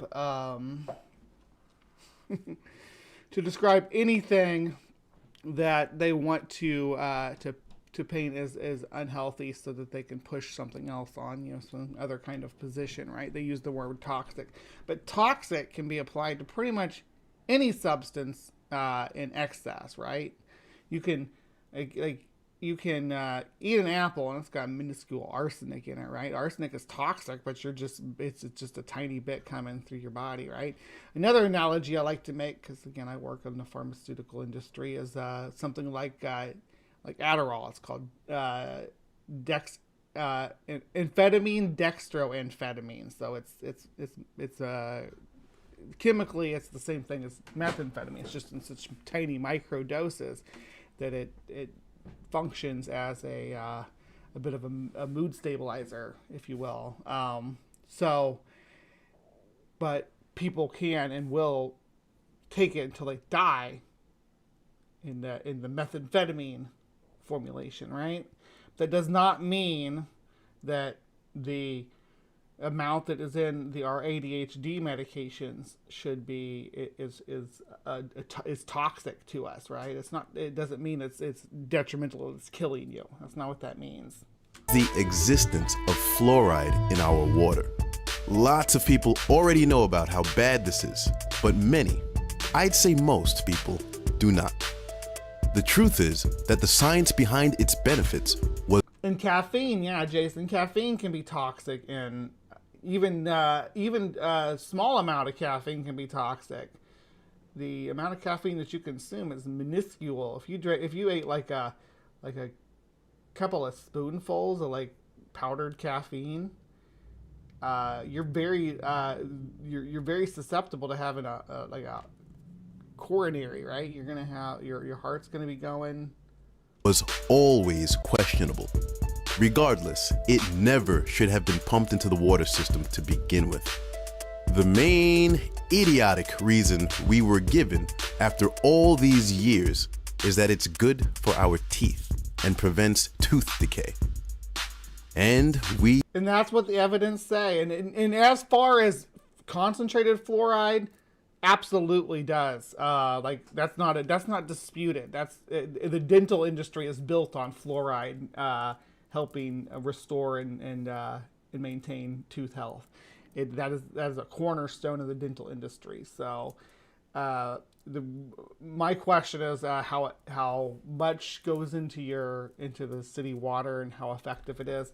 There is a lot of studies on that have mixed messages, none of which are going to imply that it's dangerous. Now, we are going to dip into some Godwin law here in just a little bit, so hold on to your butts. He just accepted it.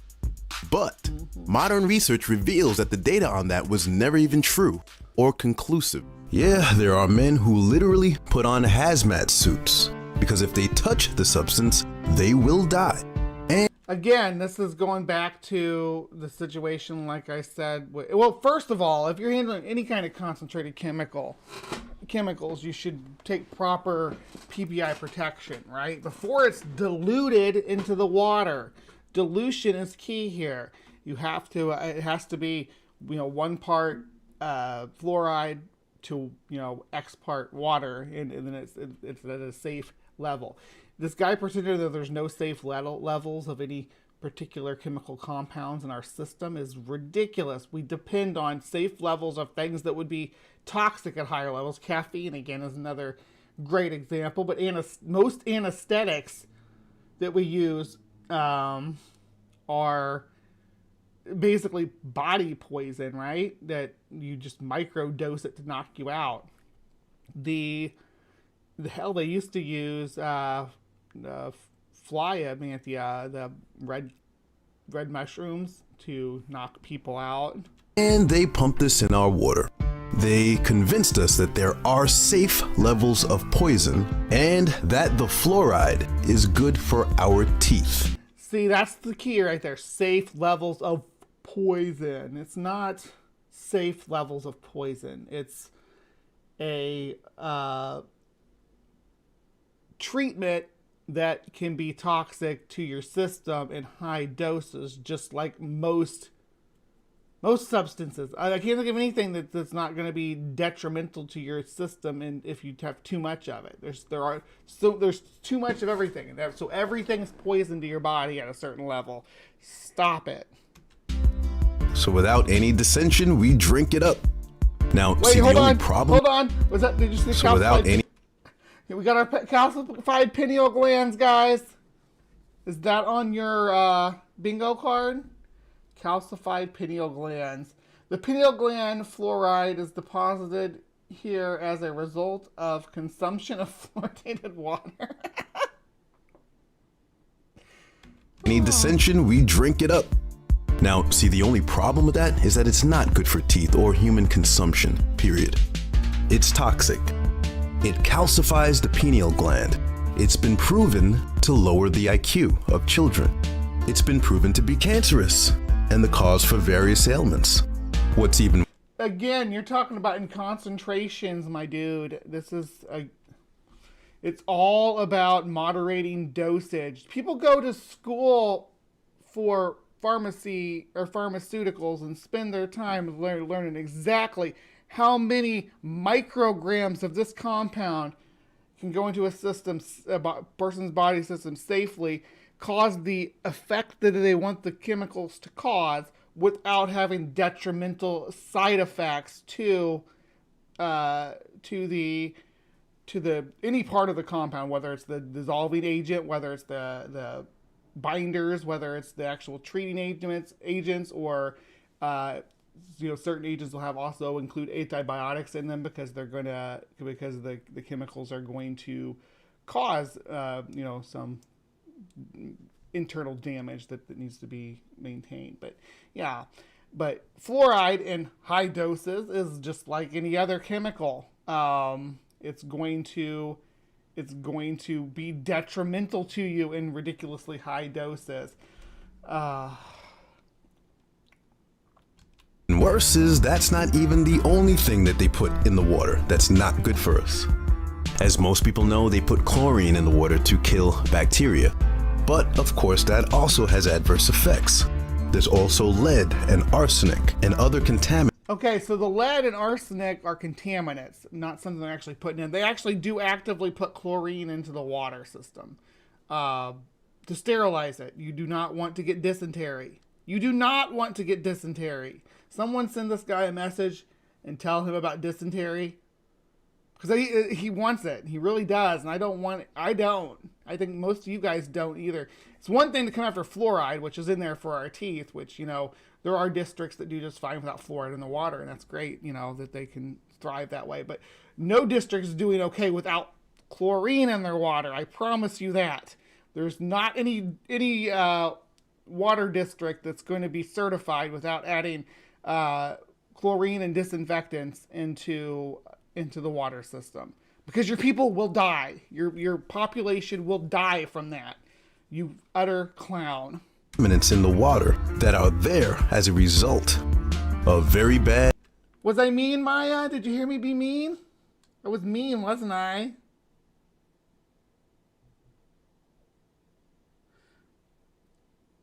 I don't want to start pooping blood, says Sumami. Yeah.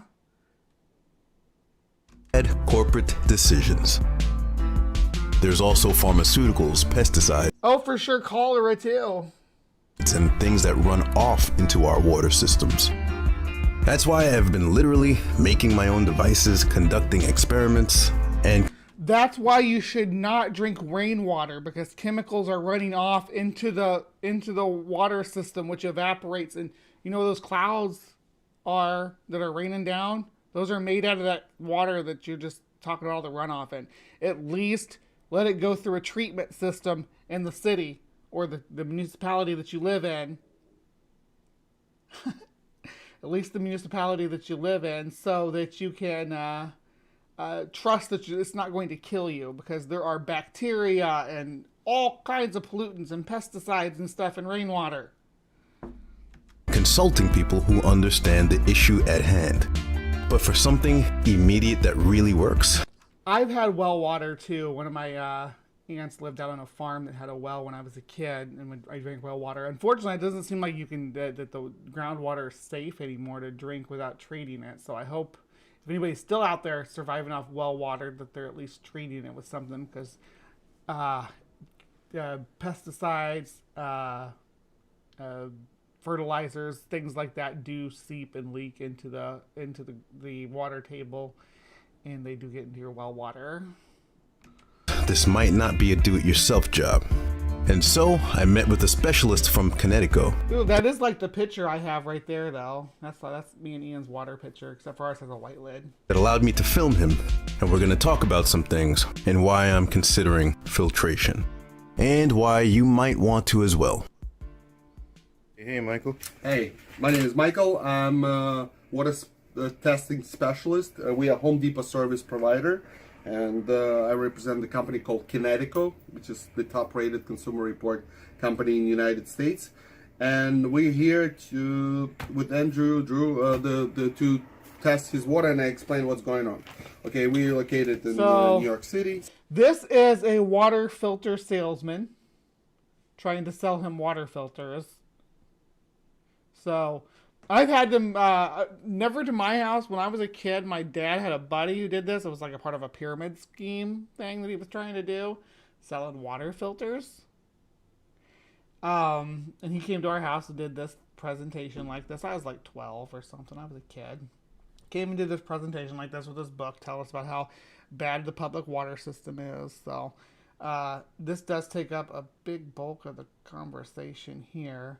I'm going to fast forward the way he's talking, so it goes a little bit faster, because this part is the more boring part of the conversation. But it's funny to listen to him sit here and he will refuse peer-reviewed data from scientists, but the water filtration salesman has him sold.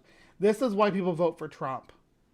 This is because their mentality is being convinced by conspiracy, as opposed to being presented actual evidence.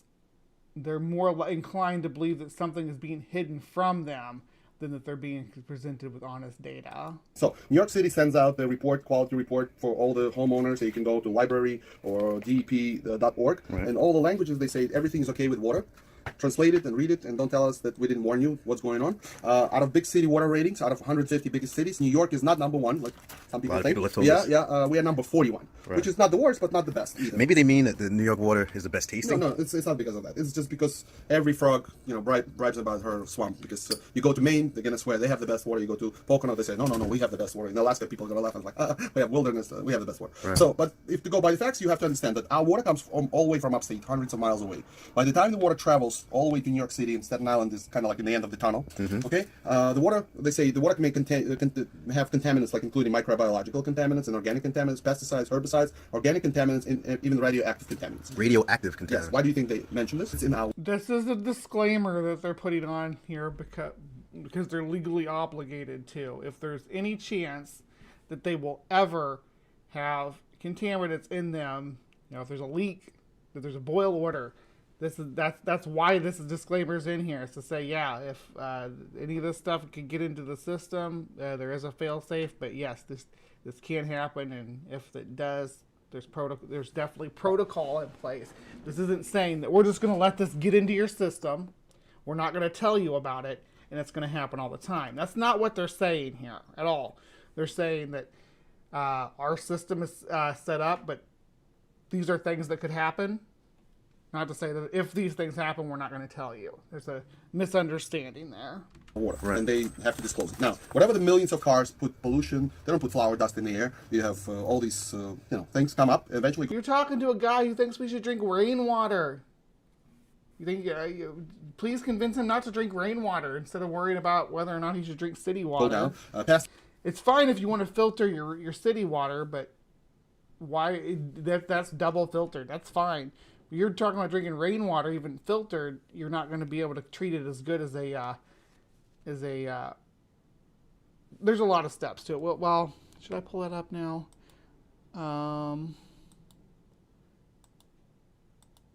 Where is it?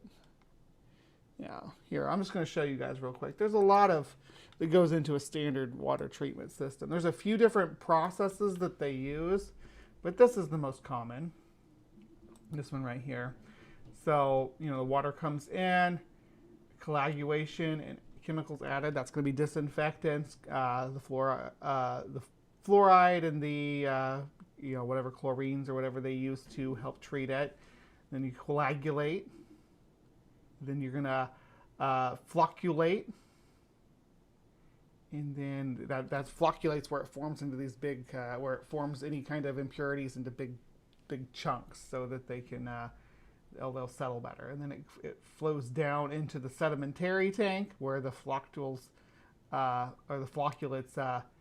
settle at the bottom, and then the water passes through a filtration system, usually charcoal, I think, but I don't know. We'll look and see what they use. I may be wrong about that. And then it goes through another disinfectant process, or specifically a disinfectant process, and it's pumped out to your water system, right? So your little jug thing is not going to be able to perform as well as this system is. It's just not. There's nothing wrong with your jug. You can use your jug at home. I do.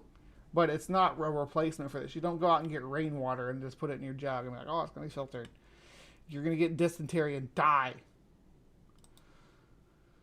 pesticides, herbicides, pharmaceuticals, people pee out, and stuff like that. Everything nothing goes to space. Everything stays on the planet. By the time it collects, like from the dumps, former garbage dumps, and gets into aquifers, the water has to travel through Delaware Aqueduct, which is the water tunnel. Now, there's a whole different argument to be made here about the way we handle waste treatment and recycled drinking water. A whole different aspect, which, you know, I am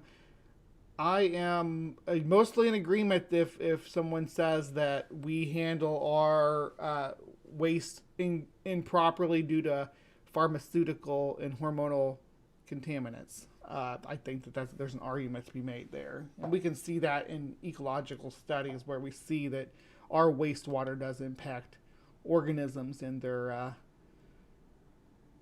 and the pharmaceuticals especially impacts their reproductive cycles. I think there's actually a part on that later on in this video, but tube, which has been around for almost 150 years. It's 150 years old. Rain, water, rats, mice pooping, dying inside they're building the new one. Remember the Bruce Willis driving? That was the new one they were building. Okay, that's how big it is. That you can fit the truck inside this thing. Wow. But the water travels through this, and obviously the water, in order for the water, like this is regular tap water. I got 3 samples of tap water and the other water. Like if I ask you, does this water look clear to you?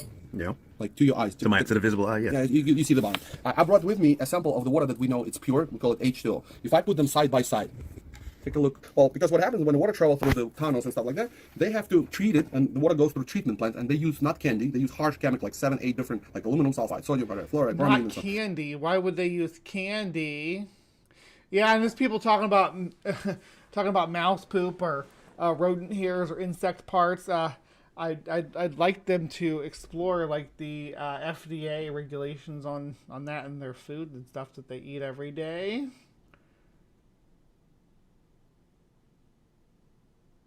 Everybody knows natural things are good for your health. Yes, leopards are natural. They're good for you.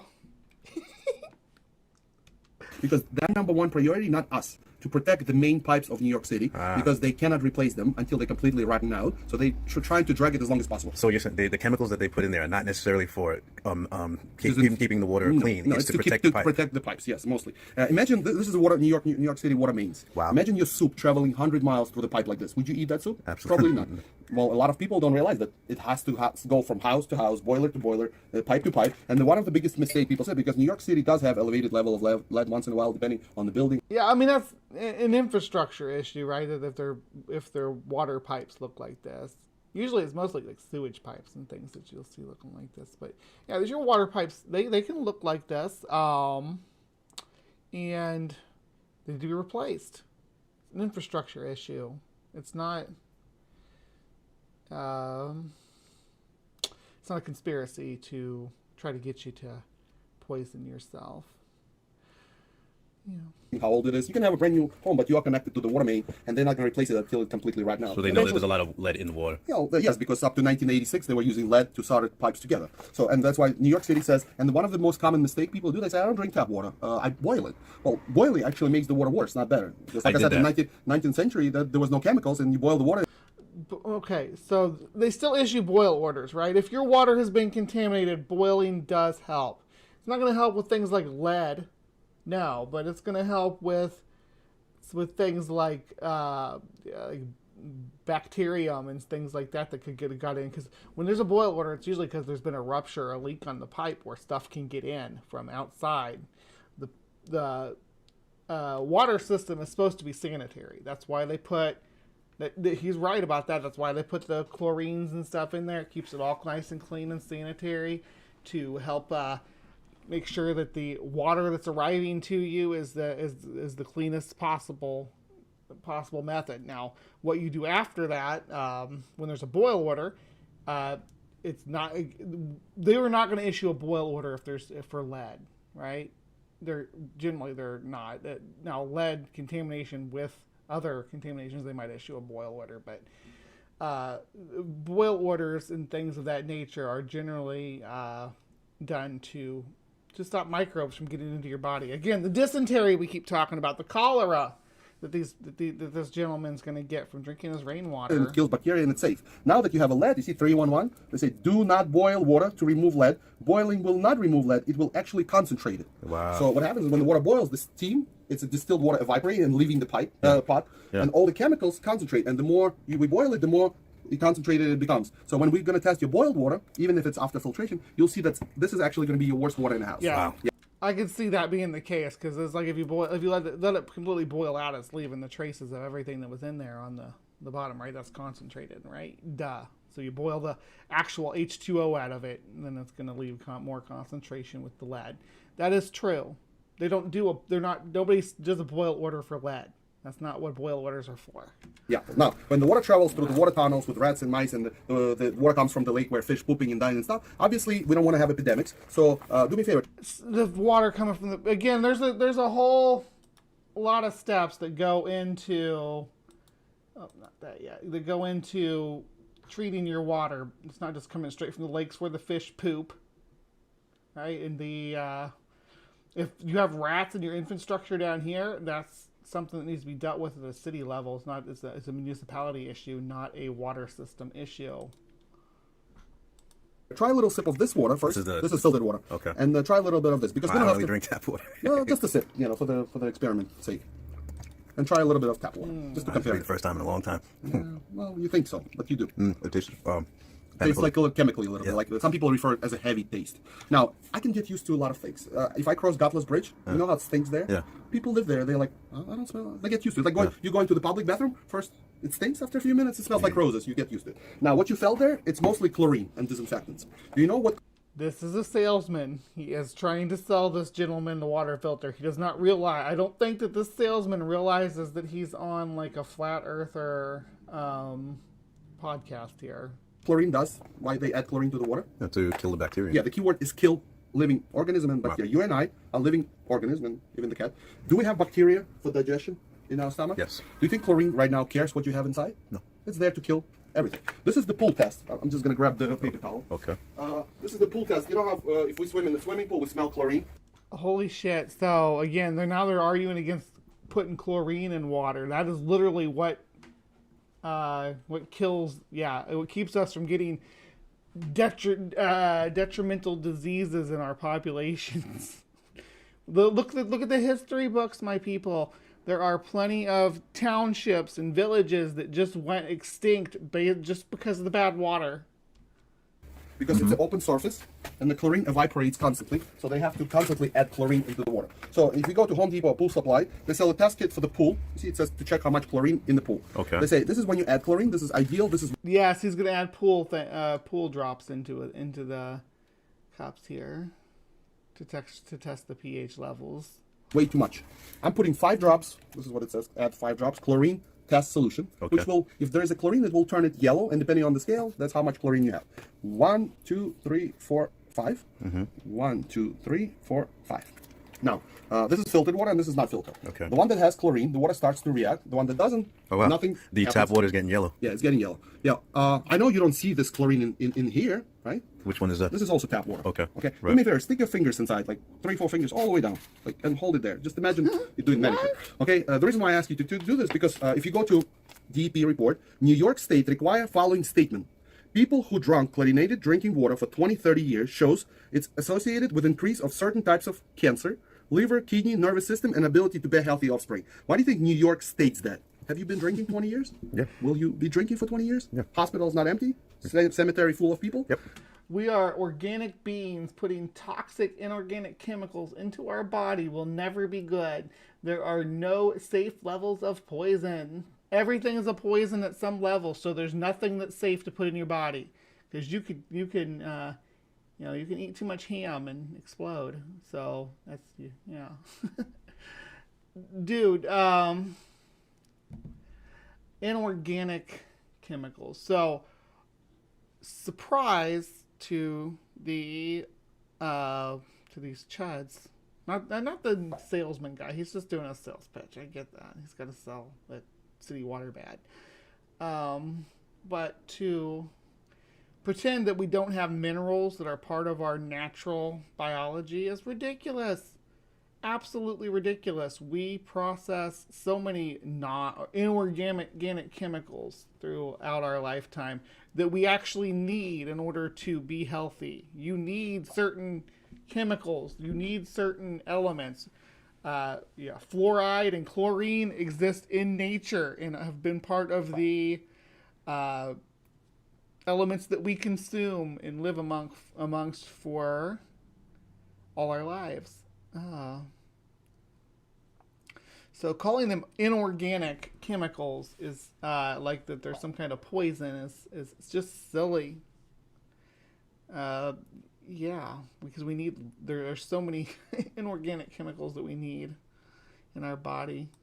As long as they disclose it, you can sue them if in the future you get sick, because it's a disclosure. Right. Now, I don't know if you see the color-wise, like this is when you add, this is ideal, this is way too much. If I look at it, it says like somewhat ideal, right? Mm-hmm. The only problem is, this is the test for the pool.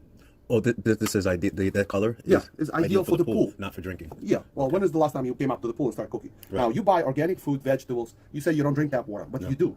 Because what happens is every time when you take a shower, okay, your skin is the biggest organ that we have. Right. And every time when we take a shower, if the water is not filtered, I know you mentioned that you do have a filter, but a lot of people don't. This is Dr. Oz. What people don't recognize, and this is perhaps the most important thing I'm going to say today, because a lot of you know there's a problem here. You don't recognize there's a problem here, which is the water we bathe in and shower in. Now, tell moms right now, and I don't want to hedge on this, I don't think that you should be bathing your kids in the tub unless you know that water's clean. Because what ends up happening is the water's got chlorine in it, chloroform, other chemicals and byproducts get into the water. It's warm. That opens up the pores of the child. Did he just say chloroform? I don't know if that's true. Hold on. Chloroform and drinking water.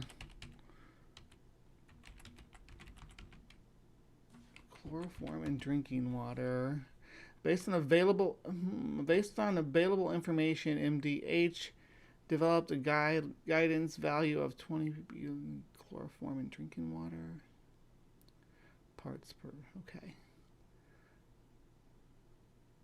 Yeah. So this is the idea too, that they ignore the dosage, if you will. Bathes in the water. All those chemicals get absorbed through the skin because the skin is very absorptive, and your child therefore is being contaminated. Painkillers, blood thinners, and chemotherapy drugs are just some of the substances that are found in your drinking water. There's new information that some drugs are ending up in our water at levels never seen before. CBC's Kelly Crow has more on that. There's something happening to the rainbow darter, a tiny fish that lives in the rivers of southern Ontario. If they're downstream from a sewage treatment plant, the male fish turn into females. If you expose them to wastewater, they will feminize. They will have eggs in the testes. What's causing the male? They're putting chemicals in the water to turn the fish trans. And they put the future isn't binary up there. Holy shit.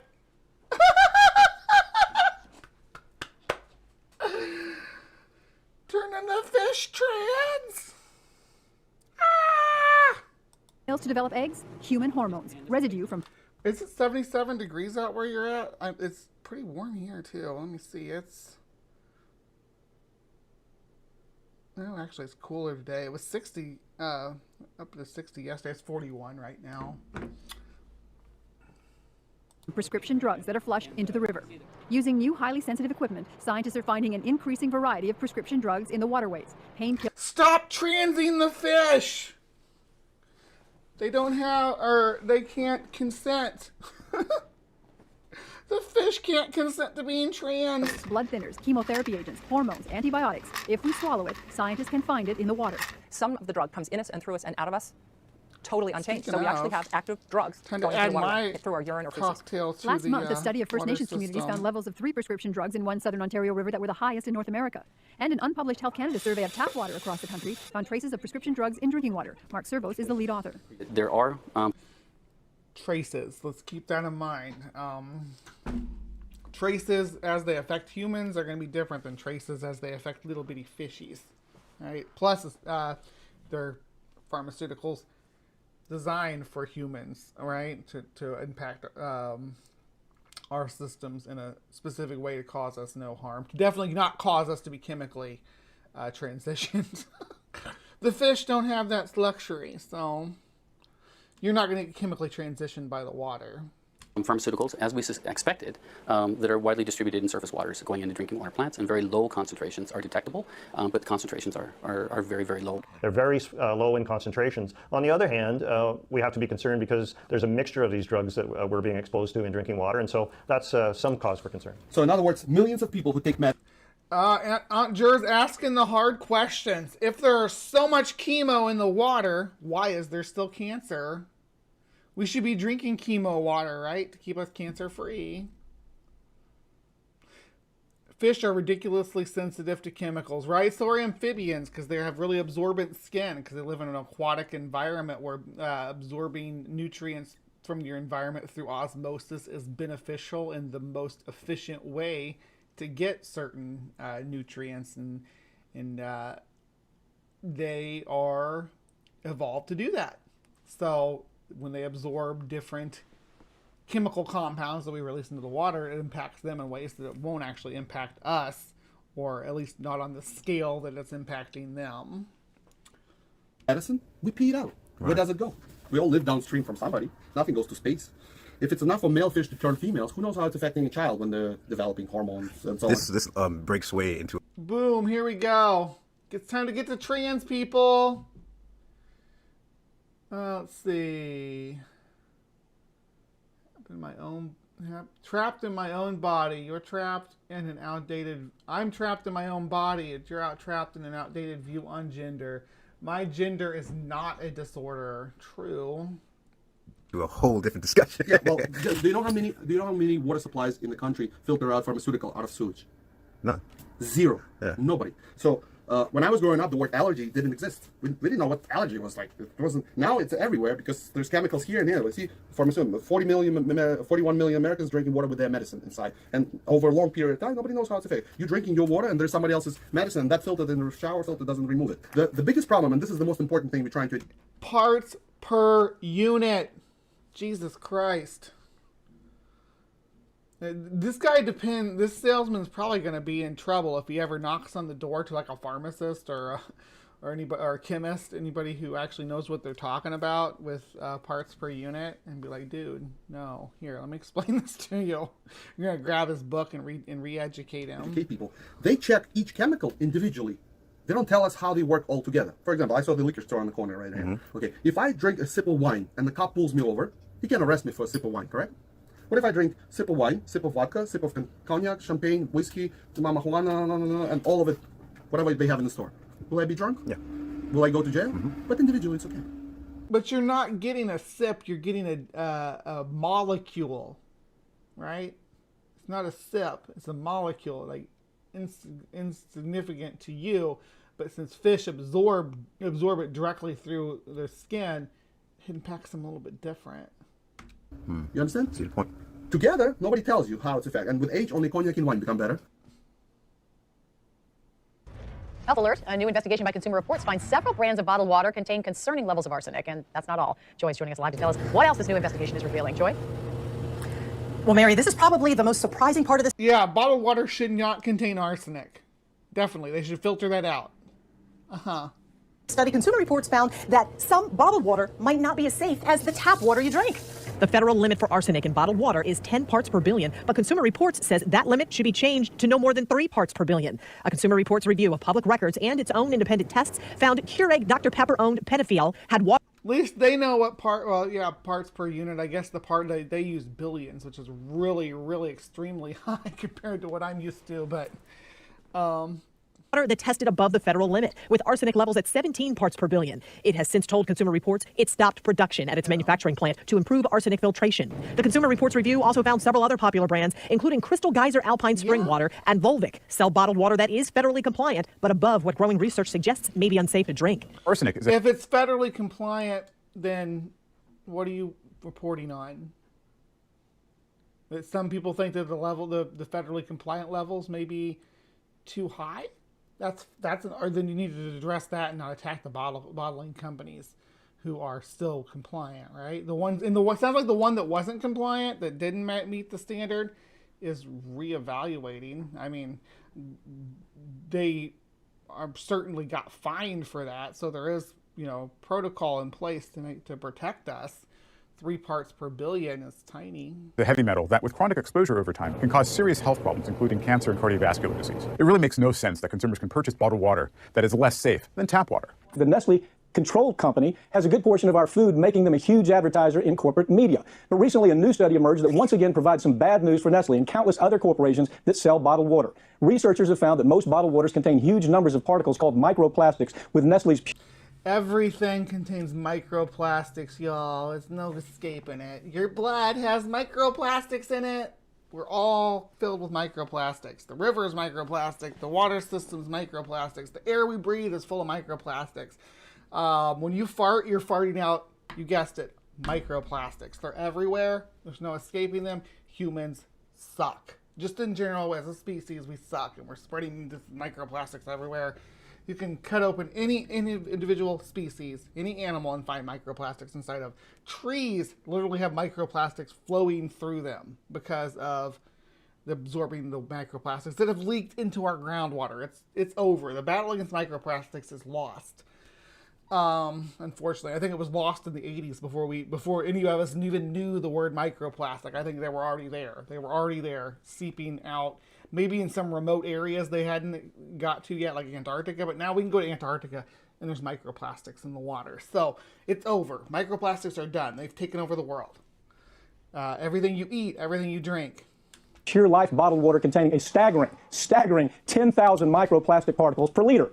There haven't been too many long-term studies about the dangers of microplastics in human bodies, but animal studies have shown that microplastics can cause reproductive problems, genetic disruption, and plastic poisoning. And researchers have little reason to believe that these problems wouldn't also occur in human beings if they ingest enough microplastic. Studies show that fluoride keeps collecting in our... There was our calcified pineal glands again. ...bodies. And as we ingest it on a regular basis, there are very harmful long-term effects.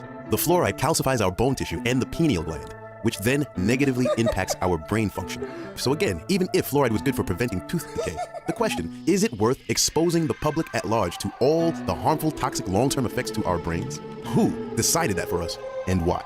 Also, as we continue to pretend that it's good for our teeth, because, well, that's what they told us, our health, our bodies, and what we decide to do with it is sacred and our first right. Question 2. Is it right or ethical for the government to decide what's best for us, then implement medical decisions that affect our body chemistry? The answer to both those questions is no. Science is corporate. So hollow of a claim. It calcifies your pineal gland. Everything that they want to say is bad calcifies your pineal gland.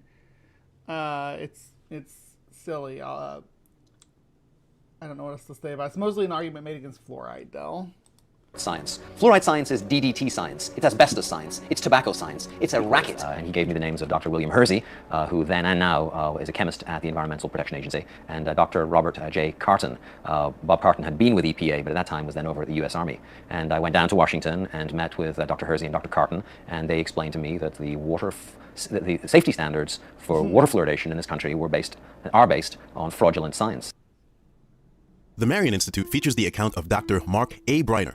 Dr. Briner tells of how most dentists are taught how wonderful fluoride is and how great it was in thwarting the onset. Yeah, it's the cornerstone of the dental industry. Fluoride is. It's not like there's not really any dispute about its benefits at this point. Now, you want to make arguments about its harm and concentrations, that's fine, but let's not try to pretend that it's not beneficial, which is what this gentleman's going to do here. Of tooth decay. Even in areas of fluoridated water, he was taught that fluoride should also be administered topically to children's teeth every 6 months, and that supplemental fluoride should be given to children from infancy onward. Dr. Briner eventually saw the light and was illuminated to the truth about fluoride. The science was fraudulent. In his own words, just like with mercury, I was initially tipped off about fluoride by Dr. Hal Huggins. In the mid-70s, I researched fluoride. I came to the conclusion that fluoride was a toxic poison, and it did not decrease tooth decay. I stopped using fluoride in my practice. In my own home, we started using bottled water, toothpaste without fluoride, and juices not made from concentrate. The water used to reconstitute juice is almost always fluoridated. To read more on that, visit themarioninstitute.org. Yeah, this is now there is an anti-fluoride dentist. They exist. Who knew? There's an anti-fluoride dentist here who bought into this conspiracies of whoever this holistic dentist Hal Huggins is. Dr. Hal Huggins, noted dental pioneer. American alternative dentistry advocate. Yeah, that's what he's That's what he's referred to as an alternative dentistry advocate. So that's an alternative medicine dentist. A very dark side to the equation that goes the way of conspiracy. So bear with me. There is information that the idea of putting fluoride in the water was first pioneered by the Nazis, and they fluoridated the water of the Jewish ghettos and death camps. And the reason this was... This is false, by the way. None of this is true. I looked it up. This is a popular... It's Godwin's law. Yeah, where we started, because they're going to claim that the Nazis put fluoride in the water to subdue the ghettos. Was done was to dull the brain and pacify the people. Again, fluoride calcifies the pineal gland and creates docility. That's just food for thought. You can take it or leave it. Now listen to this. When you have something that comes from above, it is protected from above. You have to be very careful where you get your information. So naturally, you have to be careful where you get your information, exactly, because sometimes some YouTuber will put out a video with a whole bunch of Godwin's law bullshit that's completely debunked. Completely debunked right here. You want to read the article, the fact check from PolitiFacts, from Snopes, right here, about your freaking pants on fire ruling. No, the idea did not come from Nazis. Stop spreading misinformation. There will be quote-unquote very reputable sites protecting fluoride and attempting to debunk the Nazi connection as myths, simultaneously promoting fluoride as one of the greatest health breakthroughs of modern times. Here's the big problem with this. And here is where breaking from the system and applying... In the dental industry, fluoride is. Yeah, fluoride's right up there with lidocaine, right? It's in like surgical treatments. Intelligence and critical thought will illuminate you. Fact, Japan and 97% of the Western European world do not fluoridate their water. According to fluoridealert.org, the Centers for Disease Control, or the CDC, leaped out and claimed fluoride was good and lowered tooth decay since the 1950s. That was false. The CDC simply linked and attributed a decline in tooth decay with fluoride, which was completely erroneous. The CDC did not explain that most Western countries do not fluoridate their water, and yet their tooth decay... All right, so what? Most Western countries do not fluoridate their water is a bold claim. You don't have to search far, though, to find out how untrue that is. These are the Western countries. These are the Western countries right here. The gray just means we don't have any data on it. So those are ambiguous. But the countries that do not fluoridate are the minority. Looks like we got like Germany. What is this one? That's not Congo, is it? I don't know. But in Japan, yeah, Japan's on here. But there's only like 5 countries that don't. Right? You're selling us. You don't think you've tried lidocaine? Lidocaine's, you probably have. It's usually when you're getting a topical surgery done, just to keep your nerves from even when you're sedated, they'll put it on there to keep your nerves from reacting. But you know, anyway, why is this so dark red though? That's what I want to know. Is it? I guess it's less of the percentage. Anyway, so yeah, lots of fluoridated water here. You know, this guy is, everything he says is lies. Decay rates have declined at the same rate as the US and other fluoridated countries. So in truth, as far as tooth decay is concerned, fluoride in the water has been proven completely. Well, fluoride in the water also coincides with increase in dental care and dental health care and dental health care awareness in all these countries too. Whether they fluoridate their water or not, over from the 1970s to 2010, most of the Western world has made leaps and bounds in advancement in tooth health care. And we don't see nearly the numbers of tooth decay that we did just based on people participating in basic dental hygiene that they didn't before the 1970s, or they much more rigorous dental hygiene than they did before the 1970s. Public service campaigns contribute a lot to that with the education system. When I was in school, elementary school, they really pushed the brushing your teeth and taking your dental health seriously. So there's more factors than just the fluoridation here that's causing the numbers to follow similar trends. The fluoridation part is going to be just minimal. It's going to have compared to the impact of a population that's actually participating in dental health care, it's going to be a completely different ballgame.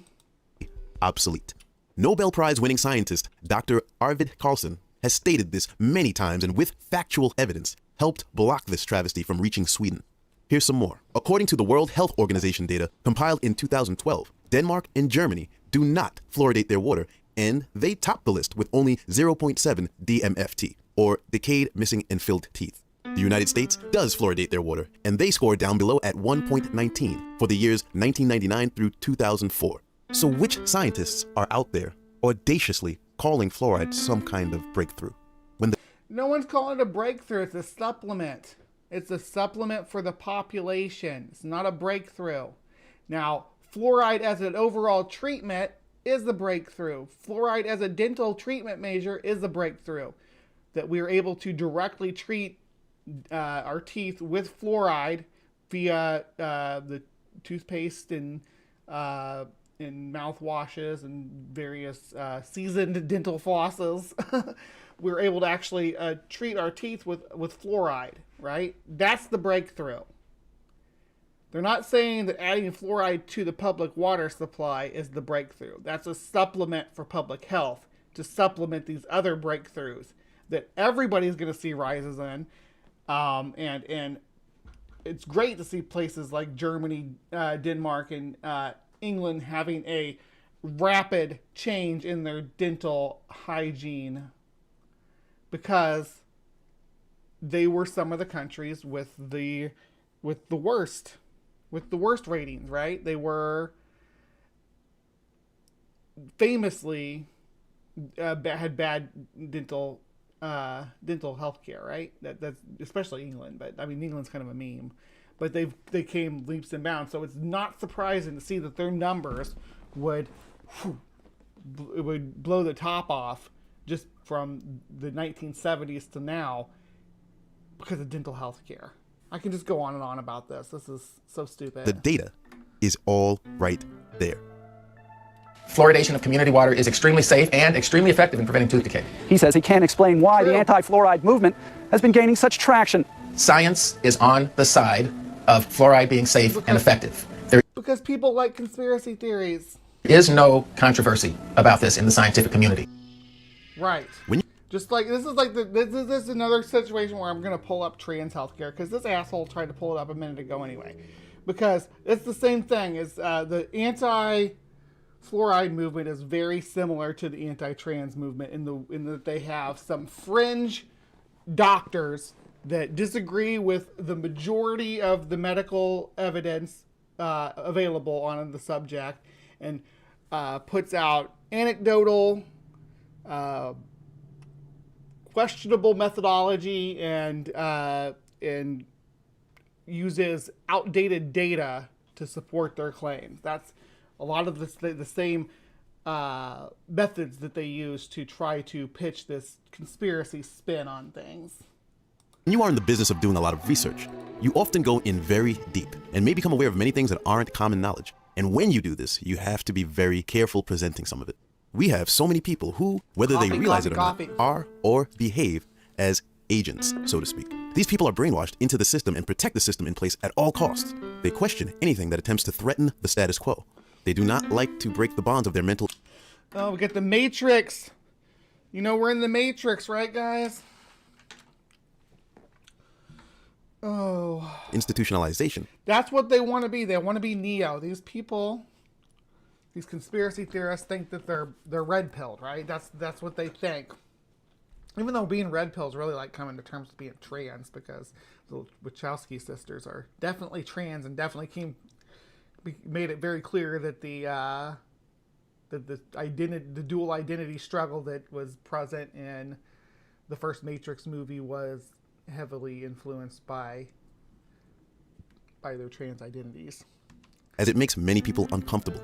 They trust the system as it is, lies and all, and create a hostile environment for those attempting to cause a shift in the public consciousness, for better or for worse. Doing investigative research, you may learn things that aren't widely known, and therefore, you may get targeted by trolling entities. Trust me, I know what I'm talking about on this one. It comes with the territory. Lots of people will know of what you speak. Others may not have. But you are the trolling entity, my dude. You're trolling the medical healthcare system. You're trolling the dental healthcare system. Known, but may be very receptive to the information. But there will be a small minority of heckling haters who may not know, believe, or like the information you present. And because you don't understand parts per unit and you're making feelies arguments. Right? That's this whole thing? will attempt to flush it out. And some come from the industries they are trying to protect. This will always happen and will always be the case. So naturally, people will attempt to kill the messenger, cast doubt on the information, and write things off completely, simply because people do not respect the concept of knowing what they don't know and accepting it. It is exactly for that reason, for some videos, I'll keep it short. I won't go in too deep, and I'll keep it contained to irrefutable ethics, logic, and reason. So forget all the conspiracy and let's bring it back. You are the conspiracy. With that said, and with the exclusion of any conspiracy theories or conjecture, the very simple question I'll pose is, should fluoride be put in our water? Yes. Well, in fact, the science supporting fluoride is suspect, and many scientific bodies like the aforementioned have proof that it is erroneous and false. What proof? You didn't present any proof? What are you talking about? You presented people interjecting their feelings. That's not proof. Science is the proof. This stuff I've been showing you guys here. And I'll do the same thing I do again with the trans issue because it's so near and dear to my heart and I can't seem to shut up about it. Recommending using fluoride. All of these. Look at this. All of that. This is the documentation from the CDC on the efficacy. And here's the references they use. So you want to check the citations, you go right ahead, my dude, because I don't think that you... Oh, sorry. Hold on, let me see. So I don't think Howard has looked at any of this. Any of these citations. Any of these statistics. Looked at any of these figures.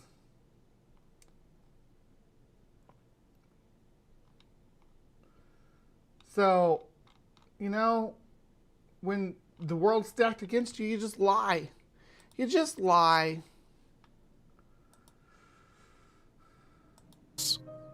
In addition to that, in fact, there are numerous very negative side effects and health risks that they do not discuss. Again, this is fact.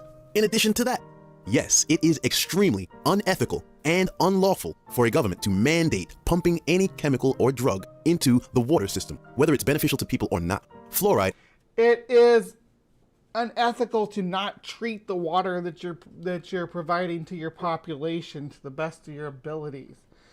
They found that because there are natural water supplies with fluoride in them, and that's where this original proposition arises, right? When you see that the population that has water supply that has natural fluoride in it seems to have better dental health, then maybe we should try that over here and add some fluoride to our water to make sure our community stays as healthy as possible too. Same reason why we add the disinfectants and chlorines to the water to kill the biologicals inside, to kill the microbes, because you don't want your population to consume that.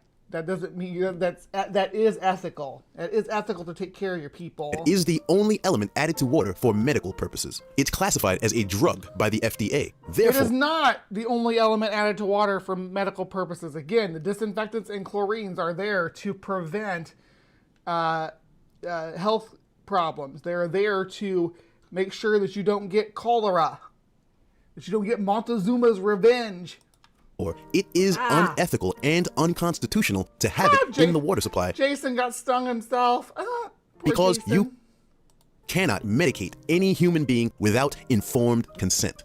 Also, because fluoride exists in numerous products. You don't know what oath the doctor takes. They bring somebody in who's unconscious. They will treat them without their consent because they have a medical obligation to do so.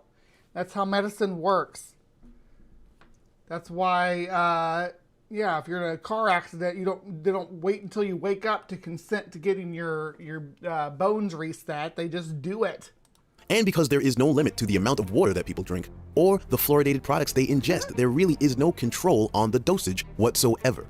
I think the conclusion is obvious. What's right is right, and what's wrong is wrong.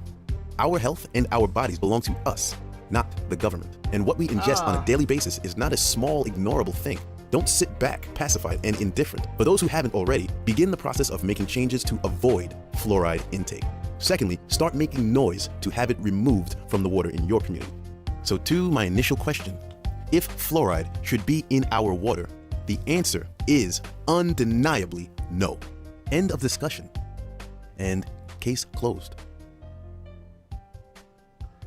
Oh, so that was, Howard Stirrup with his fluoride in the water video, or just why you should drink, the video is called Why I Drink Rainwater and Why You Should Too, but I didn't hear any real promotion for rainwater. Mostly it was just denouncing the public water supply and how it's treated. These are the same people who no, I don't think I would strongly believe or strongly suspect that Howard Stirrup is probably not into vaccines. I would speculate that that's not something he's on board with public vaccinations or with things like the FDA regulating our food. I'm sure that that's all part of the problem. So what do you guys think? Should fluoride be in our water? Is it beneficial to our population to have a little bit of fluoride in our water? Was fluoride a breakthrough scientifically and medically, or do you agree that it was not and that it's just a toxic poison? Please tell me in the comments down below. If you want to join us every Saturday morning for Live from the Hive and watch this segment, Sci-Fails, right after Cryptic Corner, please pop in at 9:30 Central Standard Time, and you can kick it with my cool side chat here, and we can all debunk bad science together. Again, I am going to be on Bad Science Sunday, but I'll talk about that in a minute. Please remember to be kind, take care, and we will see you next time. Yeah, speaking of bad science, again, I just want to make sure this is out there. I'm going to be on Bad Science Sunday tomorrow. Don't miss it. Hive and Maya Atkinson, we go and we're going to take down Stellium 7 and his Heartstones.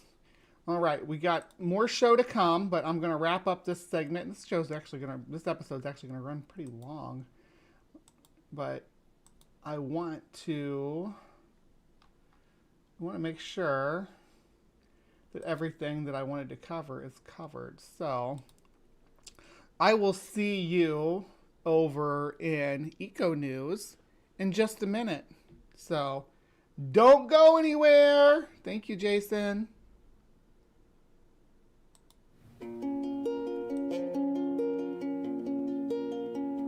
If it takes forever, I will wait for you for 1,000 summers. I will wait for you till you're back beside me, till I'm holding you, till I hear you sigh.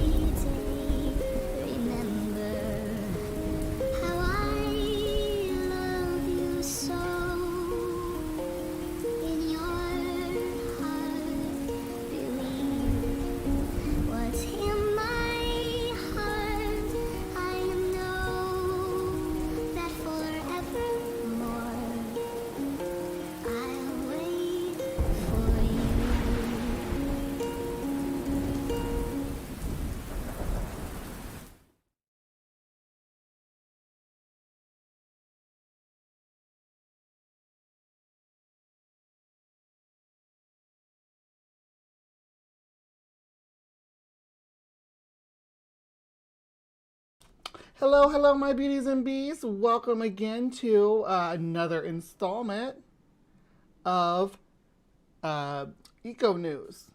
This is kind of a personal episode for me, so I hope you're on board with it. And I do have Discord pulled up, so I apologize if you hear Discord dings. It's just because there was something I wrote in Discord yesterday that I kind of wanted to read because I really stand by it. Yeah, the one with the frog eating the mouse is super sad.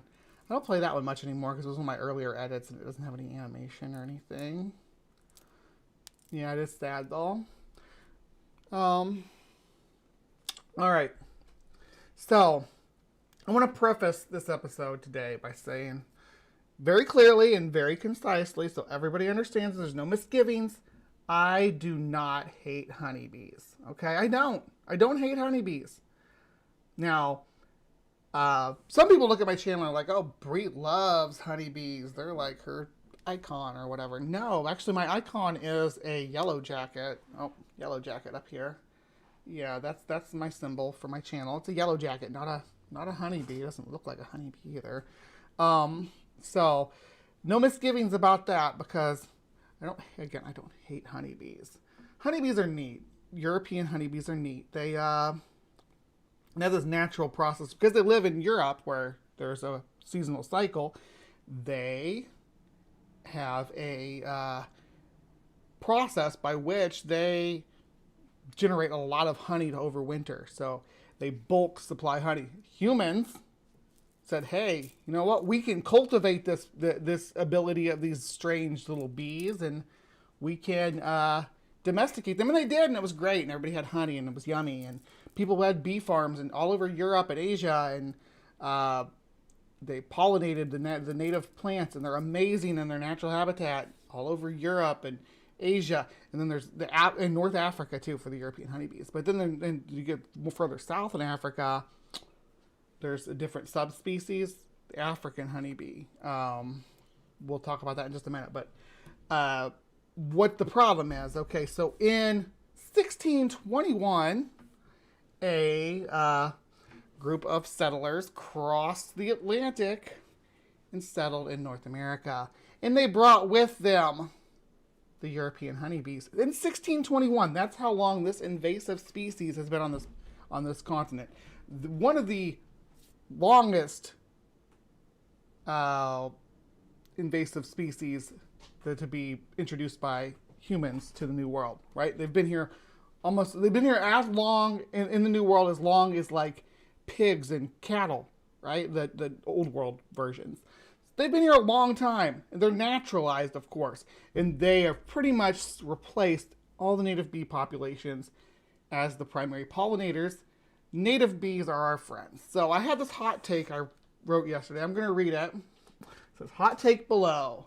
Now, honeybees are a European import here in the States that they were brought over in 1621. And only among insects do we allow free-range invasive livestock to thrive on properties competing directly with indigenous and often endemic native bees, moths, and other pollinators.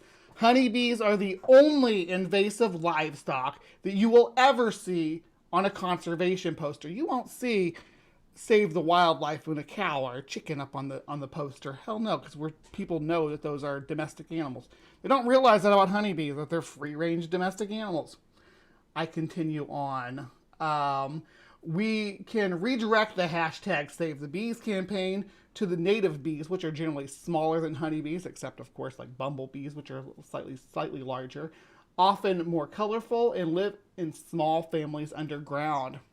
These species cannot compete with the large domestic colonies, which are often much more aggressive than native bee populations. Large domestic colonies, this is the homogenization and drop in diversity we have seen since the early 90s in North America. Numbers vary from region to region, but the main takeaway from the meta study in 2019 found that 40% of honeybees 40% of insect species are declining globally, and that the extinction rate for insects is 8 times faster than that for mammals or birds. And invasive honeybees are not a victim of this, but a contributing factor. They are part of the problem. Okay. There are native bees that make honey as well, but haven't been through the thousands of years of domestication to produce the volumes of honeys as the interlopers. It's like comparing a dairy cow to a wild bovet. Yeah, and I said, don't get me started on Texas bee works. Another day saving the bees. That lady? Yeah, because we need, and that's the messed up part about the honeybee problem in North America is that it's so easy to fix because of all insects that are invasive that we can control. We have a hard time controlling spotted lanternflies, brown marmoted stink bugs, even the murder hornets, the northern giant hornets of Asia that are invasive here, are hard to pin down. Honeybees are not, because they live in concentrated, heavy populations. They live in basically little cities, little bee cities. All you have to do is find the queen and you can take them anywhere you want. You can relocate them anywhere in the world. So it would be super easy to cull honeybees from North America, but we don't because of agriculture. And we have to feed our population. That's obviously we have to feed the population. So we'll feed the population by bringing in the honeybees to pollinate the old world crops that we grow in monocultures all over North America. Because that's what we do. That's what humans do. Monocultures are a thing for some reason. So now we have a species that we can control and move anywhere we want just by clipping that queen and bringing her. Anywhere you take her, they're going to follow. So you can literally manage bringing then that's what they do now. They bring the bees in from bee farms and they let them pollinate different crops, right? They'll bring a box in with the queen in it and the bees will go out and pollinate, right? And bees don't like monocultures either. I'll just tell you that right now. Honeybees do not like monoculture. They suffer monoculture better than the native bees.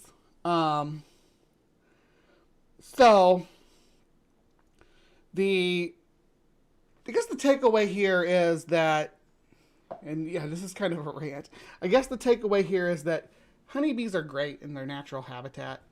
I love honey. It's one of my favorite substances to eat. I like it on my coffee. I like, on my pastries and stuff. I'm a honey fan, but the destruction that they've done to the North American native bee population it's irreversible. There's no going back. There's no going back on a lot of this stuff. Insect decline is happening. I watched in Gather. We watched a documentary by my friend Nancy Morelli, who's been on in the Hive before long ago, pre-transition long ago. So she was speaking to that brain bug guy actually, but she did just recently a video about the insect apocalypse, which I do want to promote. It's really well done. It is sad to watch, so you gotta before you sit through it, but it does drop some dark facts about the state of our current ecology globally. So check that out. Now that I've got that out of the way, the preamble about the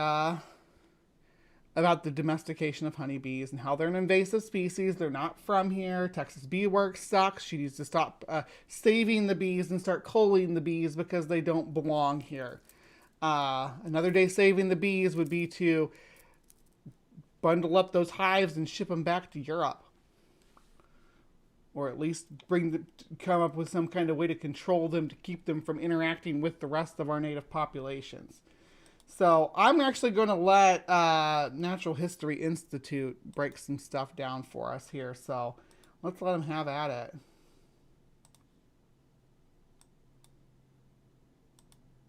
Oh, stop. There we go.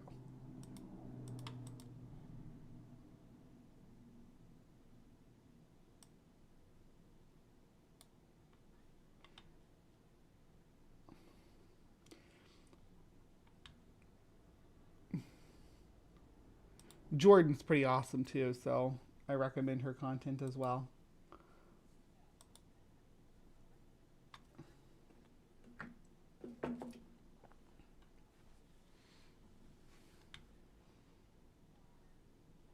Oh, you can't hear They're her. actually from Europe, as the name implies, otherwise known as killer bees. I'm Jordan, and I'm a honeybee researcher. There we and go, today I'm going to sorry. be talking to you about Africanized honeybees, otherwise known as killer bees. So, Africanized honeybees, what are they? Well, first I'm going to tell you a little bit about our honeybees, the ones you know and love, the European honeybee. So, European honeybees are non-native to the United States. They're actually from Europe, as the name implies. They are Apis mellifera, and they were brought here to help pollinate our agriculture. And the reason So all domestic honeybees are Apis mellifera. There's different subspecies though. this is necessary, Different subspecies though. you're probably thinking, why can't native pollinators help pollinate our agriculture? Which is a great question, and something that we do need to consider in agriculture today. However, the reason we need honeybees is that in America, we tend to lean towards this monocrop agriculture system, which means that we plant a bunch of one crop all over a huge area of land. And the thing about crops and the thing about bees is that bees pollinate flowers. Bees eat nectar, bees eat pollen, and so they want the flowers of these plants. And if you have all the same plant, they're all going to flower at roughly the same time, which means that bees can't get enough food. So they would only be eating for maybe 2 or 3 weeks of the year, which obviously isn't sustainable, which is why we have to bring in honeybees. So honeybees, as you know, and you can see behind me, can be kept in colonies. They can be quote unquote domesticated, which means that we can keep them and we can move them wherever we want to move them. And so say if you have a big bloom in California in February with the almonds, you can take, a commercial beekeeper can take all of their colonies to California for 2 weeks, and then they can move on, move to the next crop, move to the next bloom. So this is really, helpful because we can pollinate these monocrop agricultures, and that's why everyone is scared about losing the bees, is because with our agriculture system today, it wouldn't work if we didn't have a pollinator that we could carry around to these. Because seriously, you can, like with bees, it's so cool because you can open the colony up, right, with the queen inside, and let them do their thing. At night, when it starts to get dark, they go back inside, all of them, every single one. You can seal that up and move it to wherever you want, because bees do not fly, do not move around at night. If you turn a light off when the bees are flying around, they will drop like stones. They quit flying immediately when it's dark. But that makes them so easy to transport. That's why there's no excuse for us to be like, we can't control this invasive species, right? We can, we just don't. These blooms. However, if we did have a more pollination system like would be naturally present, where you have a lot of different flowers, kind of these like flower strips that have a bunch of different native flowers around your crops, it would be more sustainable for native pollinators, which is one thing I just saw a bee fly by here. That was cool. Think about when we think about pollinators, because the pollinator decline isn't just worried about honeybees. Honeybees are important to us, but honeybees are not native, and there are over 20,000 species of bees, and a lot of these bees are native.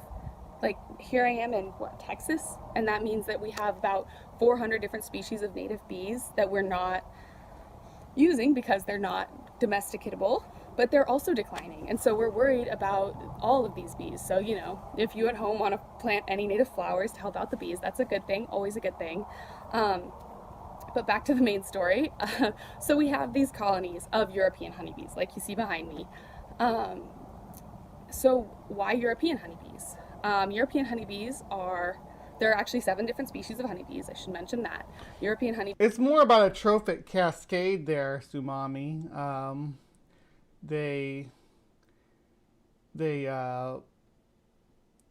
native bees hold a position as, they do a lot more than just pollinate. They aerate soil. They are part of the food chain. So losing things at the bottom and replacing them with a monoculture of domesticated honeybees is, if you're an anthropocentrist, but for what's best for humans, probably yummy honey, right? But what's best for me, it's what's best for an ecosystem, and that's not monoculture. Honeybees are relatively nice. They collect a lot of honey, and they like to stay in one place, and they're good at overwintering. So in colder climates, European honeybees, 10 out of 10.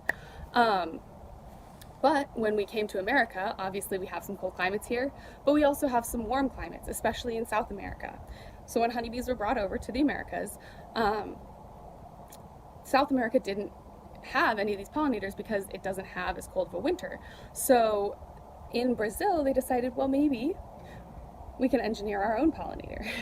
So they brought over African honeybees, which are the same species as European honeybees. They're just a different quote-unquote race of honeybee. So the Africanized honeybee actually faces more predators than the European honeybee, such as the honey badger, which I'm sure you've heard of. So this leads to the fact that these African honeybees need to be better at dealing with predators, which means that they're more aggressive. Because the more predators you have, the more aggressive you're going to want to be. The other thing that it means is that these bees are much more likely to up and leave their hive. They just abscond, they just get out of there, because if a predator is attacking, they want to leave, they want to get out of there.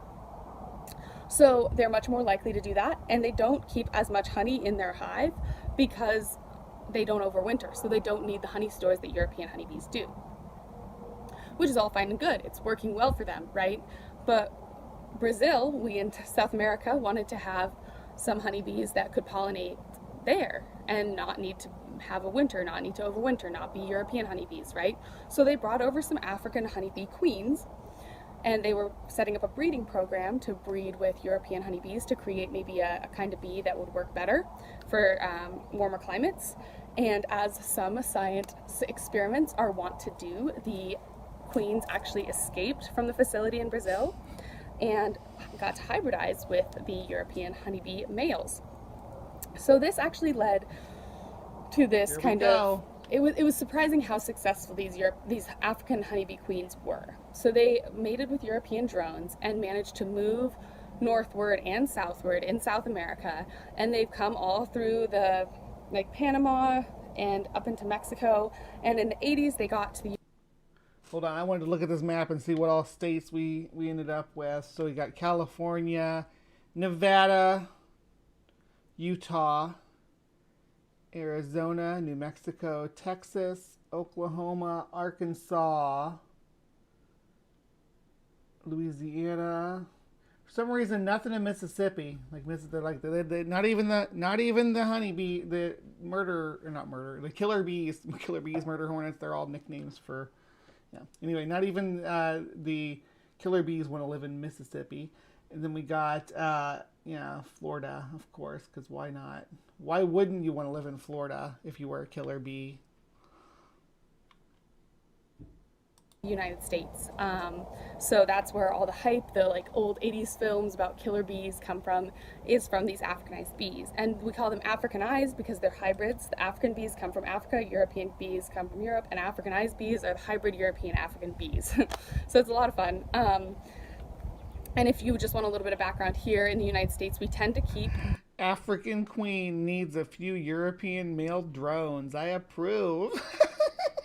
This is what the race is called, Apis mellifera ligustica, and the Africanized honeybee race is called Apis mellifera scutellata, just for reference.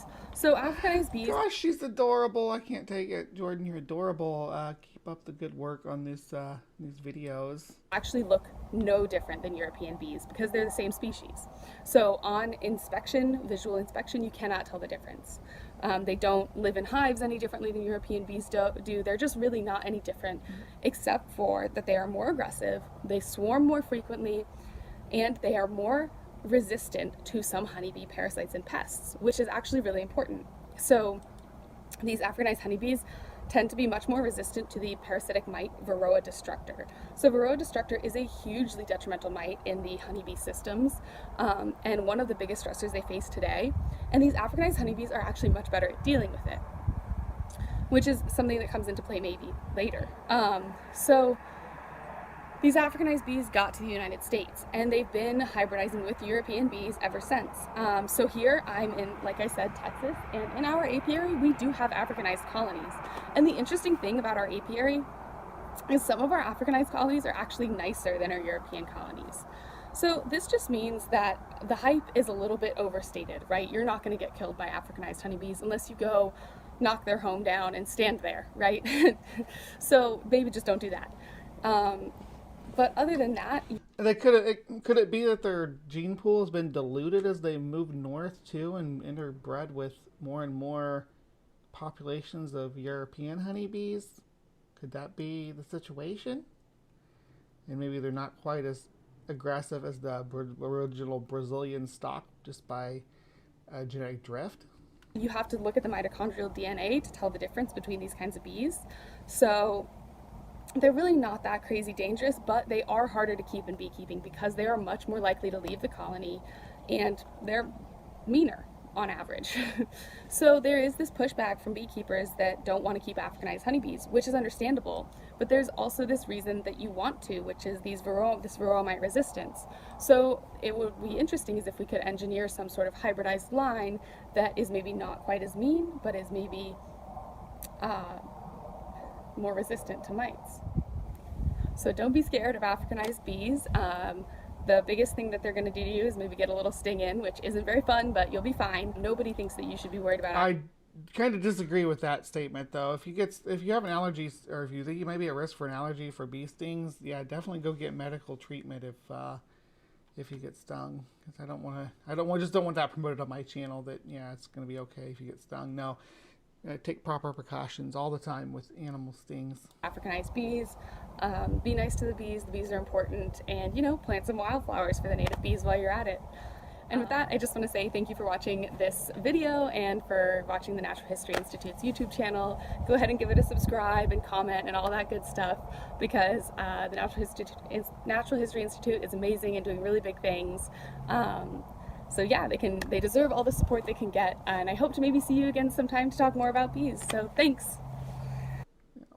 So yeah, that was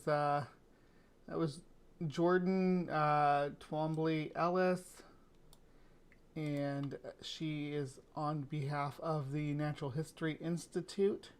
This was put out in 2020 in December. Good stuff. Now, I did see some ads for other bug topic stuff from her that I might watch in the future. So let me know if you liked this kind of direction for it. Now, I did have another topic lined up for Bree's Bestiary, but we're out of time. We're over 3 hours now. It's time to wrap up live from the hive. But I will. Let me see. I will give you all a sneak peek of the topic for Bree's Bestiaries, which we will pick up next week for sure. We'll make sure it gets into the time slot, but it's going to be about this beautiful creature right here. So if you don't know what this is, or if you're not familiar with the plight of the Scottish wildcat or why they're so important, tune in next week and we will go over the Scottish tiger and conservation efforts for this beautiful animal. Thank you so much for sticking with me through the show. When it comes to bees, I hope that you learned something today about bees and their invasive nature, their Africanized counterparts, and maybe a little bit overhyped characteristics. But I'm always learning new stuff about bugs, and I want to share it with you. So if you like learning about bugs, please remember to turn in every Saturday morning to Life from the Hive, and you can hang out with these cool people over. Switches sides now. These cool people over here, and watch some CryptoCorner. You can watch some sci-fails, and then whatever we have on the table for Hive Sci for that day, following that up. Please remember to be kind. Take care, and we will see you next time. All right, Hive. I'm not going to be able to go move into this next section. It's just the water treatment thing took way longer than I thought it was going to. I had to stop at every 15 seconds because he would not stop lying, and I had all the facts to back up what I was saying, and goddamn, I wanted to tear that video apart. I hate the fluoridated water conspiracy crap. It's right up there with windmill cancer to me. So, yeah. Anyway, I appreciate everybody who stuck around. It's always nice to see friendly faces out here in the world of YouTube. Like I've just said half a dozen times, but I'll say one more time just for you. I'm talking to you specifically. You know who you are. Please remember to be kind. Take care. We'll see you next time.